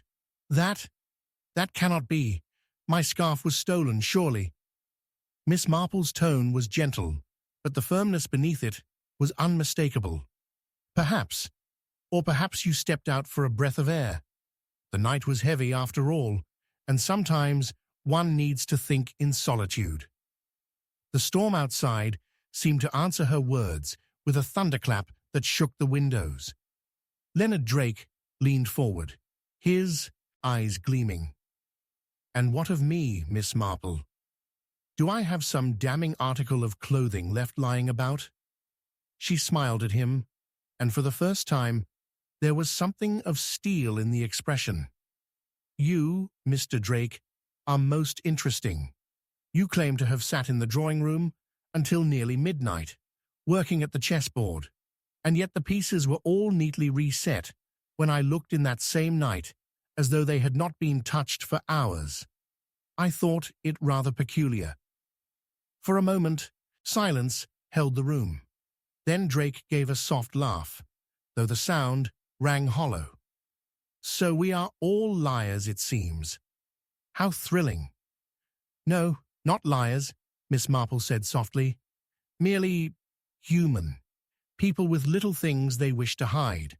Sometimes those little things have nothing to do with murder. Sometimes they do." The fire popped loudly, making Mrs. Redcliffe start. She took a hurried sip of tea, as though to steady herself, and in so doing, revealed her trembling hand. The cup rattled audibly against the saucer. Miss Marple's eyes rested on it a moment longer than was comfortable. And then came the moment Miss Marple had prepared for. Agnes, having finished her task, withdrew quietly. The tea, served in its delicate porcelain cups, had been poured with a subtle difference. A touch of lemon in one, milk in another, sugar in a third, each chosen deliberately, to test a reaction, to unsettle, to prod the guilty hand into betraying itself. It was Mrs. Redcliffe who reacted first. The moment the tea touched her lips, she paled visibly and set the cup down with a sharp clink. "Oh, how odd! It tastes bitter." Her eyes darted about, frightened, and then settled on Miss Marple as though begging for assurance. Miss Marple, knitting needles now still in her lap, said gently, "Merely lemon, my dear. But sometimes the simplest taste can remind one of other things.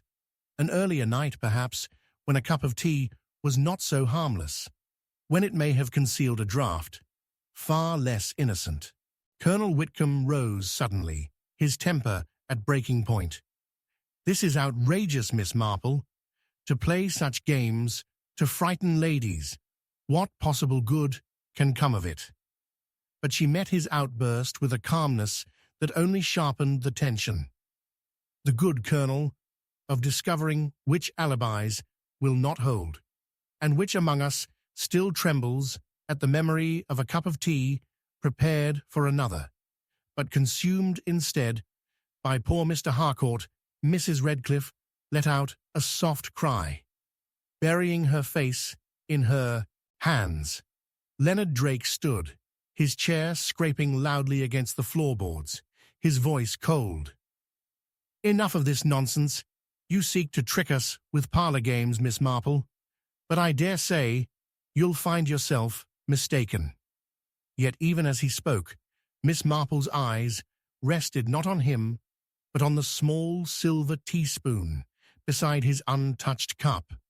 She leaned forward, her voice no louder than the storm's whisper beyond the glass. And yet, Mr. Drake, one might ask why your hands, so steady a moment ago, tremble slightly now. A guilty conscience, perhaps, or only the chill of a stormy afternoon. One mustn't judge too hastily. Still, how curious. The silence that followed was heavy, suffocating, broken only when the grandfather clock in the hall struck the hour, its chimes echoing with a funereal weight. It was then that Agnes returned, pale and shaken, her hands clutching an object wrapped in a linen cloth. "Miss Marple, ma'am. This was found in the scullery, tucked behind the jars. I thought you ought to see it." The linen was unfolded, and there upon the table lay a small glass vial, its stopper still faintly stained with a bitter-smelling residue. Mrs. Redcliffe screamed. Leonard Drake's mask of composure slipped for an instant, revealing something dark and furious beneath. Colonel Whitcomb muttered something unintelligible, his face gone stony. Miss Marple looked at the vial, then back at her assembled guests. Her eyes, though mild, now held the quiet certainty of one who has glimpsed the truth. "And there, I think, is our answer," she said softly. "The weapon that speaks more eloquently than any words, but whose hand held it. That is a question we may answer very soon." The storm roared outside as though in approval, and the fire hissed suddenly, spitting sparks upon the hearth. No one spoke. The trap had been sprung, but the snare had yet to tighten. Miss Marple folded her hands over her knitting, her expression calm, but her mind keen as ever.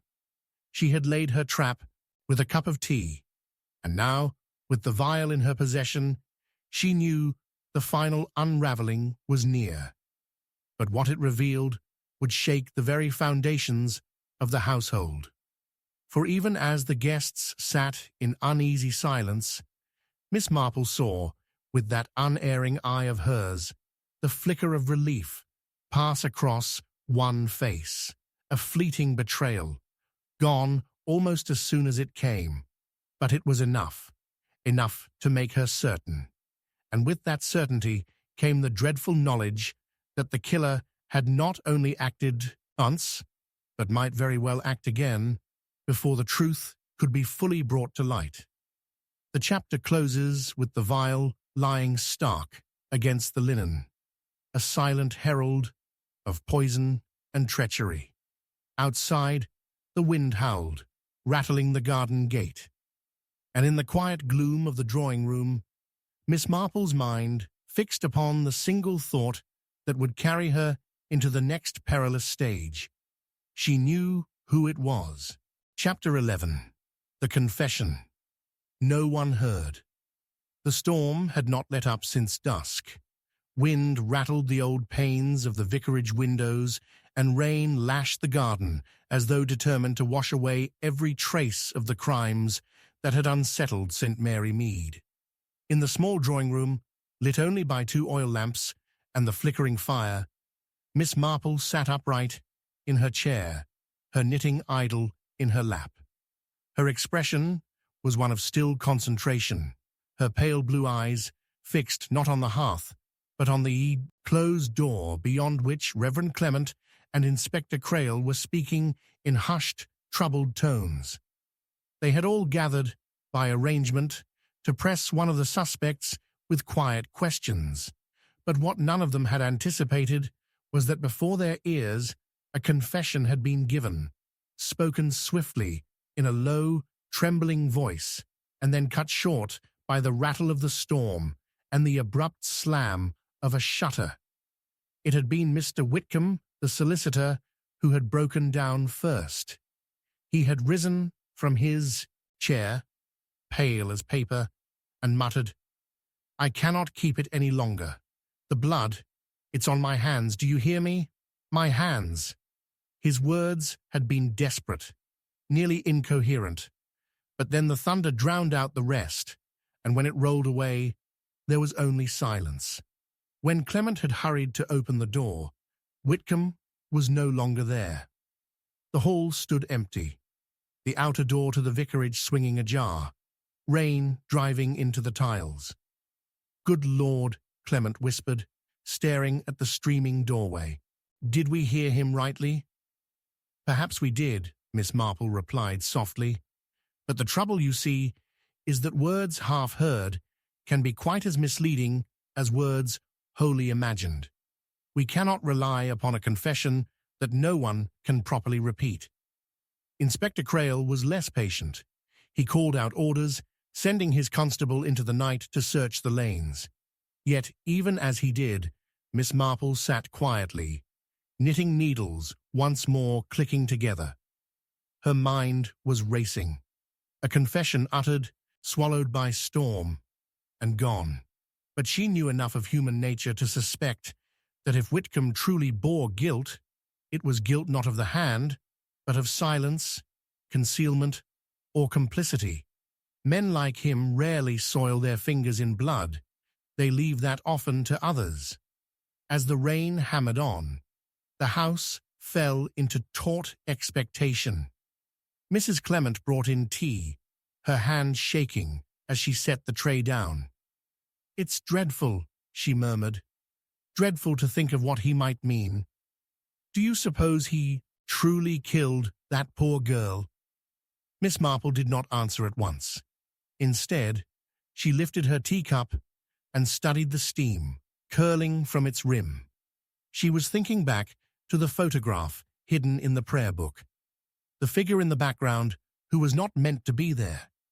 She recalled, too, the garden gate that had opened against expectation, the faint creak of the attic boards, the whispered fragments overheard. Each piece was circling closer, like moths to a lamp, but still they had not come, together into one clear flame. "Mrs. Clement," Miss Marple said gently, "did you notice Mr. Whitcomb's hands as he spoke?" "No, I did. They were shaking, yes, but not as one would expect from remorse. No, I rather think they shook as a man's hands shake when he carries a burden he dares not set down." The vicar's wife frowned. "You mean he wasn't confessing to the murder at all?" "Not directly, no," Miss Marple replied. "I believe he holds knowledge, something vital, and it frightens him." At that moment, the inspector's constable returned, drenched through, with word that Whitcomb was not to be found in the lanes nor at his home. His rooms were locked, shutters drawn. A neighbor claimed to have seen him hurrying down toward the old manor, torch in hand, before the storm broke in earnest. "The manor?" Clement repeated in disbelief. "But what would he want there at this hour?" Crail muttered darkly about fugitives and lairs, but Miss Marple rose, her knitting set aside with decision. "Gentlemen, if you do not object, I shall accompany you. For if there is to be another revelation tonight, I should very much like to hear it without the storm drowning it out." And so they set out into the downpour, their lamps bobbing in the darkness. The path to the manor was thick with mud, the hedges bowing beneath the rain, and more than once the inspector cursed as his boots slid. But Miss Marple pressed on with surprising steadiness, her small figure upright, her umbrella angled with precise care. She had walked many a storm-battered lane in her time, and she knew this one too well to falter. At the gates of the manor they paused. The iron stood open, wet hinges shrieking faintly in the wind. Beyond, the drive wound upward, shrouded in dripping oaks. One lamp gleamed at the house itself, pale in the rain. Inside, the great hall smelled of damp stone and disuse. A trail of wet footprints marked the flags, leading not toward the drawing-room, but up the main staircase. They followed swiftly, their lamps casting strange shadows along the carved banisters. At the landing, the footprints veered toward the library, that gloomy chamber with its high shelves and dark oak paneling. And there, Sure enough, the door stood ajar. They entered to find Whitcomb slumped in a chair, his head bowed, his face pale, but not lifeless. On the desk before him lay a sheaf of letters, and, more curiously, a small silver frame turned downward. Miss Marple's sharp eye noted the frame at once. She moved to it gently, lifting it upright. Inside was a photograph, not of Whitcomb's family, as one might expect, but of a young woman, the murdered girl, smiling in a summer dress. The inspector stepped forward, brusque. "Well, Whitcomb, you'll have to explain yourself. Running off, muttering of guilt, and hiding here with the victim's likeness, it looks dashed bad, I must say." Whitcomb's lips trembled, but he did not speak. Instead, he pressed his handkerchief to his forehead and stared at the floor. Miss Marple intervened, softly. "Perhaps, Mr. Whitcomb, it would be easier to explain if you began not with guilt, but with affection." He looked up then, startled, his eyes filled with something almost like grief. How could you possibly—" "My dear sir," Miss Marple said, "you forget that in a village one observes. You were always careful, but not quite careful enough. A glance here, a softening of the voice there. You knew her, and more than knew. You loved her." He covered his face with his hands. "Yes," he whispered, "God help me, yes, I loved her, but I did not kill her." The inspector leaned forward, seizing on the point. "Then who did? What do you know?" Whitcomb shuddered. "I know she feared someone. She came to me once in tears. She said there were letters, dangerous letters, that must not fall into the wrong hands. I promised to help her, but I was too late. She was dead before I could act." Miss Marple's knitting fingers twitched in the empty air as though working out a pattern. Letters, a photograph, a prayer book hiding evidence. Yes, it was coming together. But still, something was missing. "Mr. Whitcomb," she asked gently, "where are those letters now?" He pointed to the desk. "Here." She gave them to me. I kept them hidden, thinking to protect her memory. But now, they burn my conscience. Inspector Crail snatched them up, rifling through quickly. His brows shot up. "Well, this is something indeed. Names, dates, assignations, blackmail, if ever I saw it." But Miss Marple was less satisfied. She looked at Whitcomb keenly. "You say she feared someone. Did she name them?" He hesitated, then whispered, "Yes." She spoke of the manor, of a voice that threatened her there, but she would not say more, only that if she vanished, the truth was to be found, not in her words, but in her silences. Her silences. The phrase pricked at Miss Marple like a pin. She recalled the odd pauses in the girl's diary. The lines, left blank, the missing entries. Silence, indeed, could speak volumes. The inspector was about to press Whitcomb further when a sudden sound halted them all. A faint creak from above, in the attic chambers. They froze. Crail muttered an oath and signaled to his constable. But Miss Marple simply tilted her head, listening. A whisper, faint but distinct, drifted down through the beams. It was impossible to catch the words, but the tone was unmistakably urgent, desperate. Whitcomb shrank back in his chair. "You hear it too," he gasped. "The whisper. It comes every night." Miss Marple's eyes narrowed.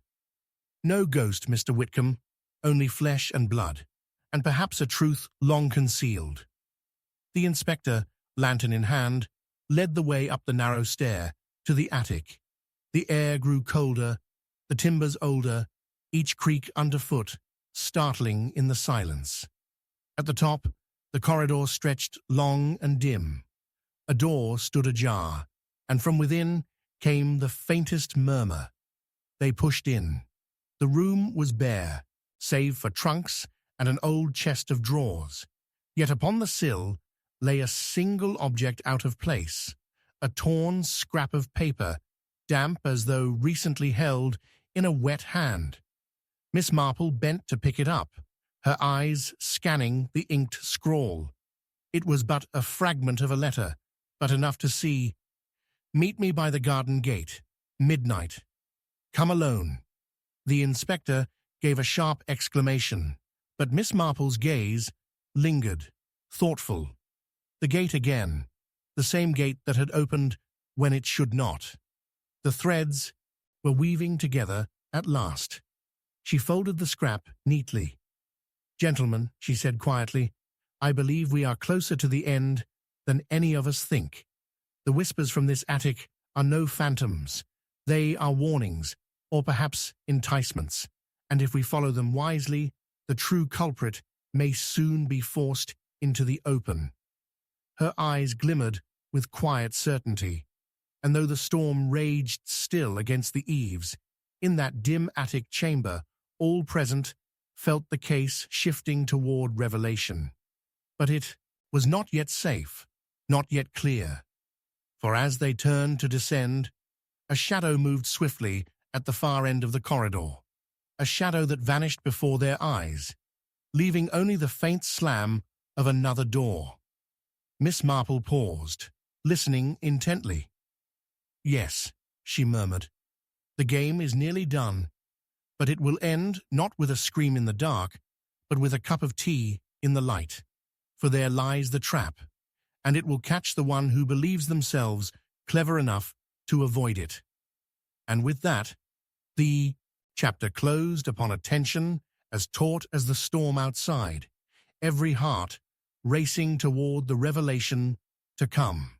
Chapter 12. The Secret Beneath the Staircase.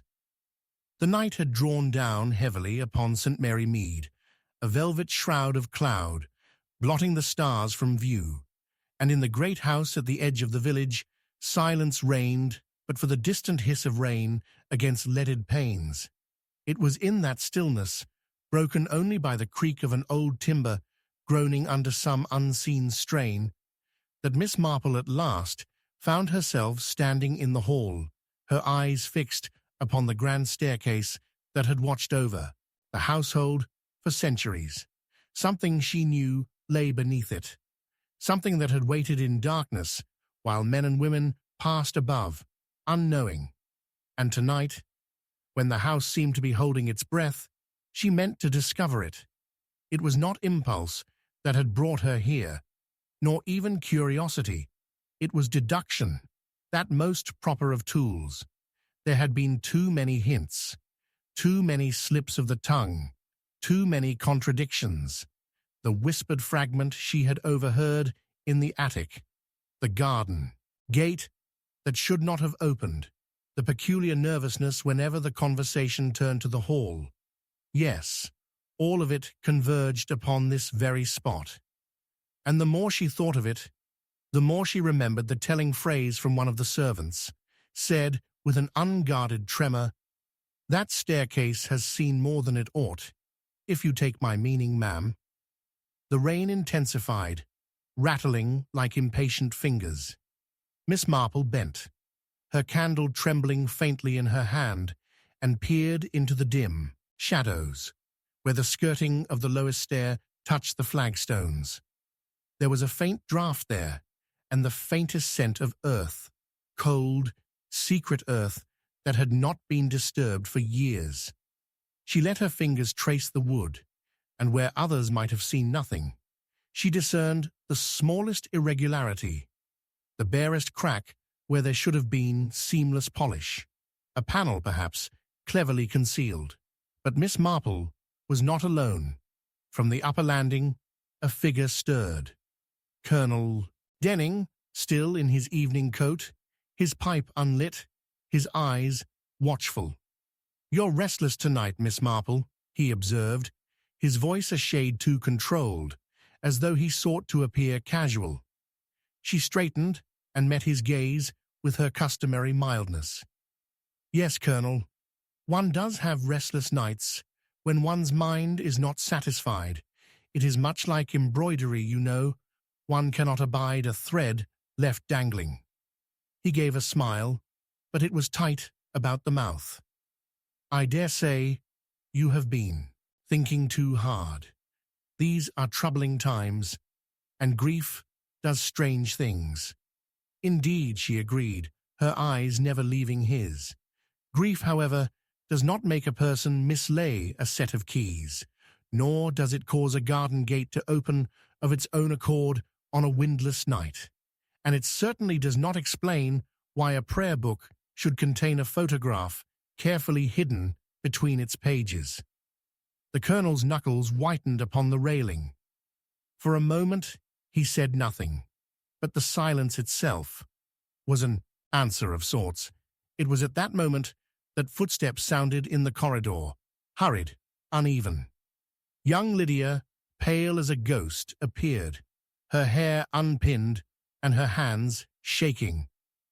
"Miss Marple, Colonel Denning, come quickly. Mrs. Price has taken ill again. She's crying out." The colonel seized the interruption like a man clutching at driftwood. He descended swiftly, murmuring something about attending to the housekeeper. Miss Marple, however, lingered by the staircase, her mind working with all the quiet precision of a needle slipping through linen. His eagerness to divert her had been too obvious. Something lay beneath these stairs, something he feared she might uncover. Later, when the household had calmed and the servants retired, Miss Marple returned. She had armed herself with nothing more than patience, a knitting needle, and her candle. She crouched once more, probing delicately at the irregular seam until at last there was the faintest click. The panel gave way under her touch, swinging inward upon some ancient hinge, and a rush of cool air struck her face. A small passage yawned darkly beyond. Her heart quickened, not from fear, but from anticipation. She raised her candle and looked inside. There was a cramped space, no more than a crawl, and at its end a wooden chest, blackened with age. She pulled it into the hall with surprising strength for one of her years, and with careful fingers undid the rusted clasp. Inside lay bundles of yellowed papers, their ink faded, but legible. Letters, receipts, correspondence that spoke of debts, transactions, names of men now long dead, and some still very much alive. And there, atop them all, a small silver locket. She opened it and gasped softly. Within was the photograph she had seen before, the one hidden in the prayer book. But here was another copy, untouched and unmistakable, the same young woman smiling, with an infant upon her knee. Miss Marple's lips tightened. The photograph was a key, yes, but the chest was the lock it turned.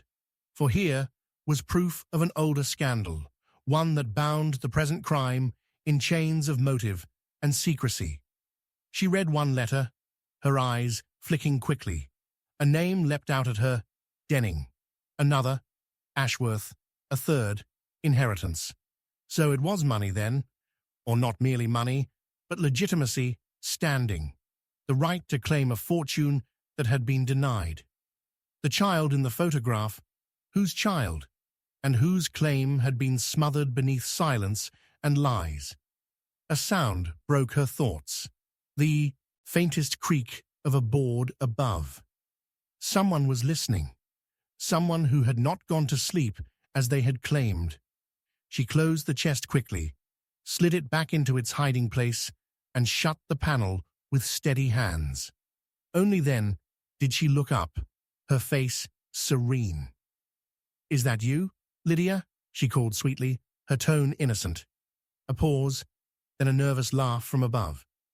"Yes, Miss Marple, I couldn't sleep." Her eyes narrowed. Lydia's voice trembled, and her excuse was too pat, too ready. That girl had secrets, yes, but whether they were her own or borrowed from others, remained to be seen. The following morning, with rain still clinging to the eaves and mist pooling in the gardens, Miss Marple sat at breakfast with the family. The Colonel was stiff, his conversation forced. Lydia avoided her gaze. Mrs. Price, pale but composed, sipped her tea with hands that trembled. The tension was palpable. Miss Marple, however, was the picture of calm. She poured herself another cup and observed lightly, "It is curious how old houses hold their memories, isn't it? Things hidden away for years, letters, trinkets, even photographs. They resurface in time, no matter how deep you bury them, almost as though the house itself whispers them back to life." Colonel Denning's spoon clattered against his saucer. Lydia choked slightly upon her toast. Only Mrs. Price met Miss Marple's eyes, her own gaze weary but resigned, as though she knew the game was nearly over. Later, in private, Mrs. Price came to her. "Miss Marple," she said hoarsely, "you must not stir it further. For their sakes, for the young girl's sake." Miss Marple regarded her steadily. "The truth, Mrs. Price, is rather like tea. It may be bitter, it may be sweet, but in the end, it must be drunk. To leave it cooling in the cup benefits no one." Tears welled in the woman's eyes. She turned away, unable to reply. Miss Marple folded her knitting calmly, but her mind was aflame. The secret beneath the staircase was not merely scandalous. It was the fulcrum upon which the whole mystery turned, and she, having seen it, knew the time for quiet observation was nearly past. Soon the trap must be sprung, and the murderer revealed. Yet even she had not foreseen what came next. That very night, as the house slept uneasily, a scream rang out. Sharp, desperate, echoing through the rafters. Doors flew open, feet pounded upon floors. Miss Marple, candle in hand, hurried with the others. The cry had come from Lydia's room. They burst inside to find the girl trembling, her eyes wide with terror, pointing to the window. It stood open, though she swore she had latched it. The curtains billowed in the stormy air, and upon the sill lay a single object, the silver locket, the very same Miss Marple had seen in the chest. Only it was now stained with something dark, something that glistened in the candlelight. Miss Marple bent, her fingers steady, though her pulse quickened. Blood, fresh, unmistakable blood. And in that moment, she knew. The past was not merely whispering from beneath the staircase. It was alive, it was striking, and before the final curtain fell, it would claim another victim unless she acted swiftly. She straightened, her eyes sharp with resolve. "No one must leave this house," she said firmly. "The murderer is among us still, and he has grown desperate." The storm raged outside, and the old house groaned, as though it too carried the weight of secrets. Miss Marple's gaze swept the faces before her, the fearful girl, the ashen colonel, the trembling housekeeper, and she knew that the next step, the final step, would decide everything. For the truth was within reach, concealed no longer beneath the staircase, but laid bare by blood and terror. And in that truth lay both justice and ruin.